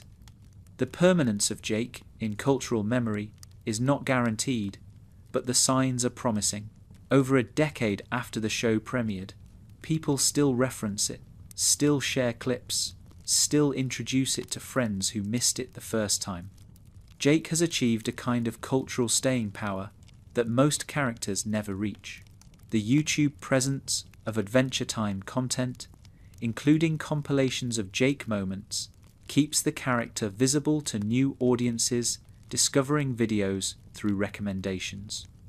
The algorithm surfaces Jake to people who might enjoy him, creating an ongoing pipeline of new fans. The nostalgia that millennials and older Gen Z viewers feel for Adventure Time ensures that Jake will be remembered by a generation that grew up with him. As these viewers age and have children of their own, they may share Adventure Time with the next generation, passing Jake forward through families. The academic attention Adventure Time has received includes scholarly analysis of Jake's character and his role in the show's exploration of philosophy, ethics, and emotion. Jake exists not just in popular culture, but in the academic literature studied alongside other significant works of art. The conventions and fan events that continue to celebrate Adventure Time keep Jake present in community spaces. Cosplayers dress as Jake, artists sell Jake-inspired work, panels discuss the show's legacy. These gatherings maintain the social infrastructure that keeps fandom alive. The influence Jake has on how people think about dogs, about brothers, about friendship, about wisdom, about relaxation, spreads invisibly through culture. People who have absorbed Jake's philosophy may not remember where it came from. The ideas outlast their source. The animation industry that Jake helped shape continues to evolve, but his influence persists in the work of animators who grew up watching him and learned from his example. The future of animation carries Jake forward even when his name is not mentioned. The facts about Jake accumulate into a portrait of a character more complex than he might initially appear. He is a stretchy yellow dog, yes, but he is also an alien hybrid, a former criminal, a father, a brother, a friend to cosmic entities, and a soul who achieved enlightenment. The simplicity of his design belies the depth of his characterization across 10 seasons and multiple specials. Jake's alien origin through Warren Ampersand gives him a connection to darkness that his sunny personality masks. He came from violence, from a creature who kills its own children. That Jake became gentle and kind despite this origin is a choice, not a default. He could have followed Warren's path. He chose differently. This choice makes his goodness meaningful. The stretchy powers Jake possesses could have made him overpowered, but his laziness provides natural limitation. He does not fully explore what he could do because he cannot be bothered. This character trait solves a storytelling problem while also defining who Jake is. His limitations are not imposed externally, but emerge from his personality. Jake's relationship with Lady Rainicorn and their 5 pups shows him navigating family in imperfect ways. He is not an ideal father. His children have complicated feelings about him, but he loves them, and they know he loves them, even when that love does not manifest in conventional parenting. The imperfection makes the family feel real. The brotherhood between Jake and Finn is the emotional core of Adventure Time, and Jake's contribution to that relationship deserves recognition. He provides stability, wisdom, humor, and unconditional support. He creates the conditions for Finn to grow by being consistently present without being controlling. Jake models what good mentorship looks like. Jake's laid-back philosophy, his acceptance of failure as part of growth, his focus on present experience rather than anxious projection, offers viewers a way of being in the world. He is not stressed about things he cannot control. He enjoys simple pleasures without guilt. He faces mortality with equanimity. These attitudes, modelled through a cartoon dog, become available to audiences. The voice John DiMaggio brings to Jake transforms words on a page into a living character. DiMaggio's timing, his warmth, his ability to find both comedy and pathos in the same scene made Jake who he is as much as any writer's script. The collaboration between actor and character produced something neither could achieve alone. The visual design of Jake, simple enough to draw on a napkin, but expressive enough to convey any emotion, represents excellent character design. Phil Rinder, Andy Ristano, and the other artists who shaped Jake's look created something iconic. His silhouette is instantly recognizable. His color is unmistakable. He exists as a visual idea as much as a narrative one. Jake's journey through the afterlife in Together Again provides closure to his story while leaving room for continuation. He achieved enlightenment, the highest possible spiritual state, and gave it up for friendship. This choice defines him more clearly than any other moment in the series. Jake values relationship over transcendence. The facts about Jake, all 133 of them across these chapters, paint a picture of a character who rewards attention. The more you learn about him, the more there is to appreciate. His surface simplicity contains hidden depths. His comedy coexists with philosophy. His silliness masks genuine wisdom. Jake the dog is one of the great characters in animation history, and these facts attempt to honor that greatness. From John DiMaggio's performance to Pendleton Ward's conception, from the alien origin to the afterlife resolution, from Bacon Pancakes to the Prismo sacrifice, Jake's story is rich and strange and wonderful.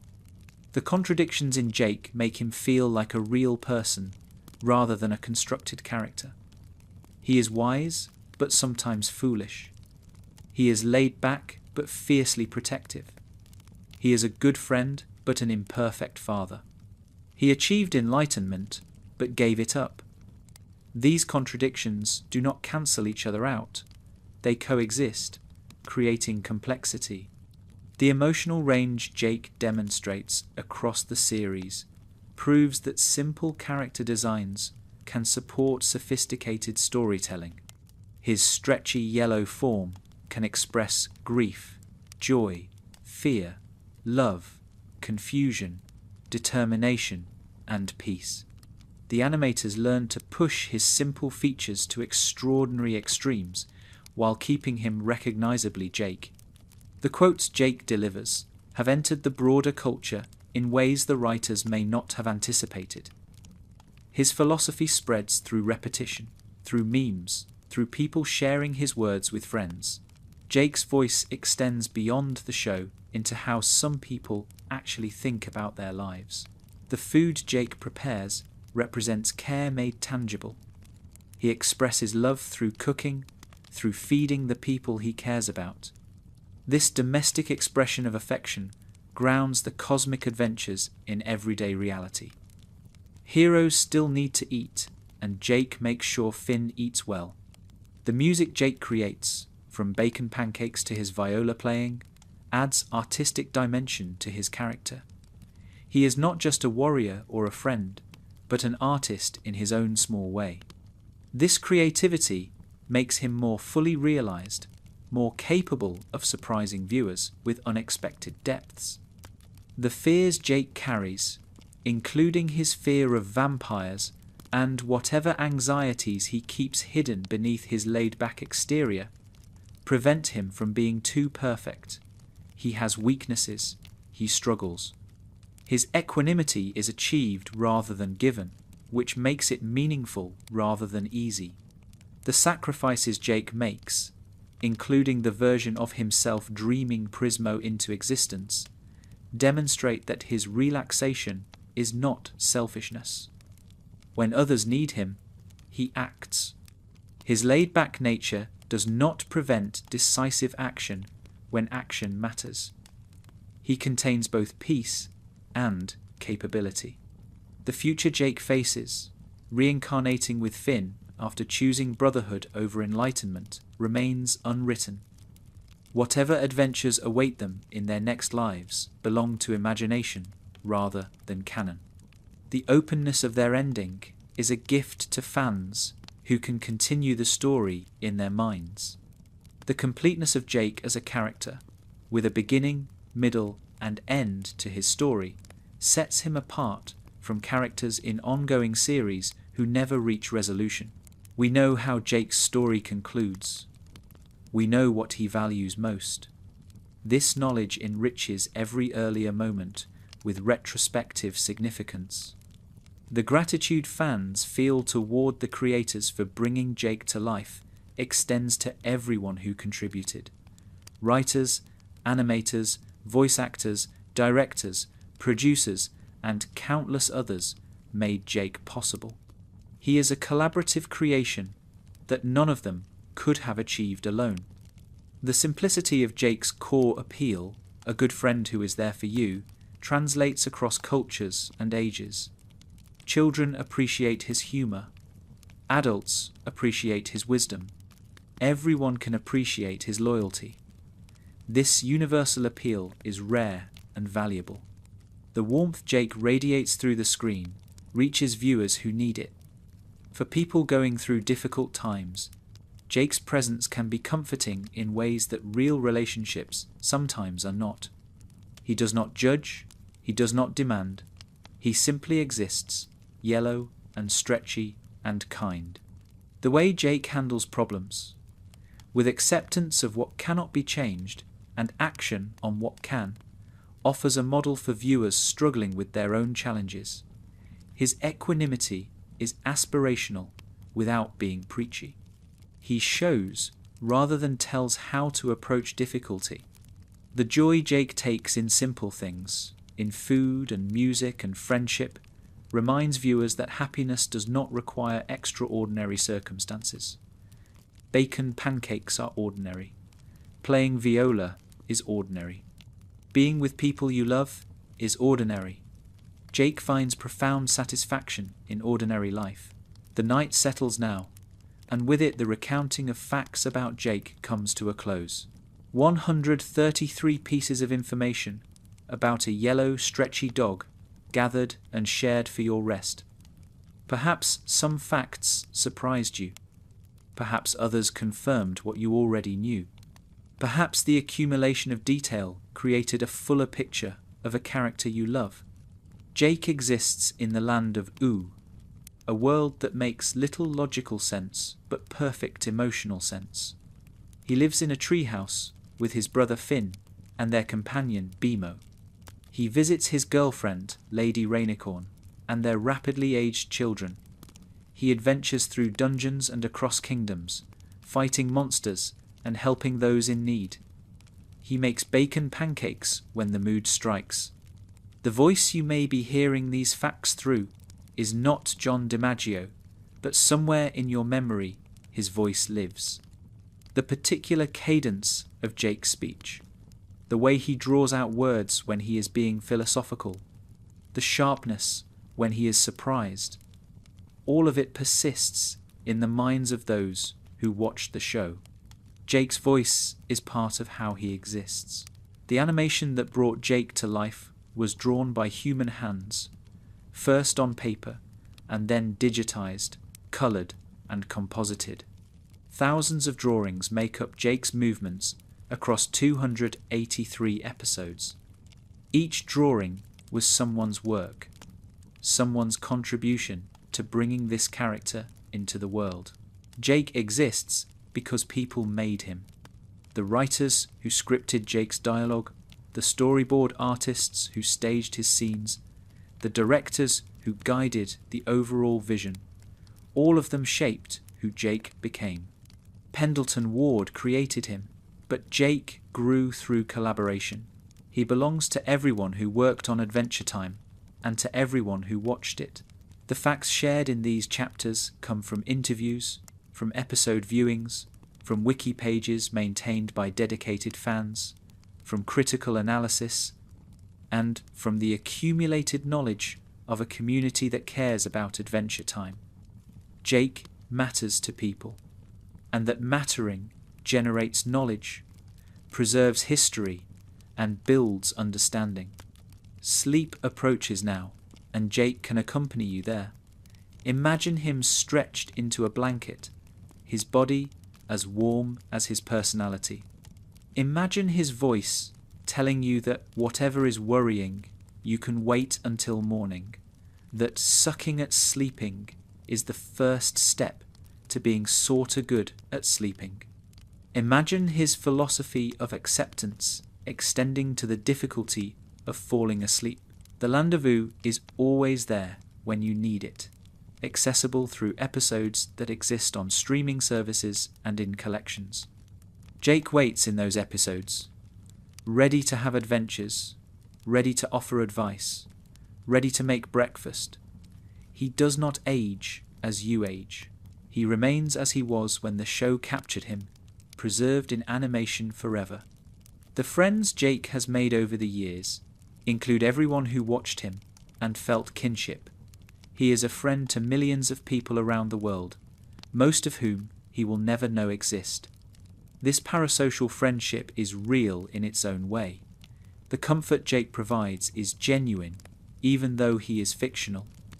Feelings do not require their objects to be real. The journey through these facts has covered voice acting and animation, origin stories, and family dynamics, powers and limitations, friendships and romances, episodes and awards, death and afterlife, cultural impact and legacy. Jake is all of these things and more. He is a character capacious enough to contain multitudes. Rest now with the knowledge that Jake rests too, somewhere in Oo, probably on a pile of cushions, probably near Finn, probably dreaming of nothing in particular because he is not anxious about tomorrow. His peace can be your peace. His acceptance can be your acceptance. His warmth can warm you as you drift towards sleep. The facts have been told. 133 facts about Jake the dog, gathered for your relaxation, offered for your rest. They settle now, like leaves falling slowly through still air, coming to rest where they will, some remembered and some forgotten. The facts do not need to be retained. They have done their work simply by being shared. Tomorrow you may remember that Jake's biological father was an alien named Warren Ampersand, or you may not. You may recall that Bacon Pancakes was written by Rebecca Sugar, or it may slip away. The facts are not tests to pass. They are companions for the journey into sleep, presences that filled the time as consciousness released its grip. Jake would tell you not to worry about what you remember or forget. He would tell you that the point of these facts was never memorization, but relaxation. He would stretch into some comfortable shape and demonstrate the art of letting go. Jake is good at letting go. It is one of his many gifts. The voice reading these facts falls silent now. What remains is the silence after speech, the darkness behind closed eyes, the drift towards sleep that your body knows how to achieve. Jake is in that silence and that darkness, a friendly presence, a yellow warmth, a stretchy dog who wishes you well. Sleep now. Dream of adventure if you dream at all. The land of Oo will be there when you wake, and Jake will be there in the land of Oo, making bacon, pancakes, or playing viola, or simply existing in his easy, accepting, wonderful way. Good night. Rest well. Mathematical dreams to you. The comfort Jake provides is the comfort of consistency. He does not change based on your mood or your struggles. He remains Jake, stretchy and yellow and warm. This reliability is part of what makes fictional characters valuable. They are there when you need them, unchanged by time or circumstance. The journey through these facts has been a journey through one character's story, but it has also been a journey toward rest. The accumulation of information, the steady voice sharing details, the lack of urgent demands, all of it serves the purpose of relaxation. Jake has helped you towards sleep simply by being interesting enough to listen to. The final image to carry into sleep might be Jake curled up on a pile of treasure, satisfied after an adventure, ready for a nap himself, or Jake stretched thin as a blanket over Finn, keeping his brother warm, or Jake in the 50th dead world, at peace, having achieved what most souls never achieve. Whatever image serves you best is the right image. The facts end here, but Jake continues. He continues in the episodes that exist, in the memories of those who watched, in the ongoing influence he has on animation and storytelling. He continues in the Fiona and Cake spin-off through his counterpart Cake. He continues in the hearts of fans who found something valuable in a stretchy yellow dog. Rest now. The facts have done their work. The night receives you. Jake wishes you well from wherever he is, probably half asleep himself, probably thinking about breakfast. Tomorrow is another day for adventure. Tonight is for rest. Good night. The silence that follows these words is not empty, but full. Full of everything Jake represents. Full of the comfort fictional friends can provide. Full of the rest your body seeks. Let the silence hold you as Jake might hold Finn, protectively and without demand. The transition from waking to sleep is its own kind of adventure, a journey into the unknown territory of dreams. Jake would approach it with curiosity rather than fear, with acceptance rather than resistance. His example can guide you as consciousness loosens its grip.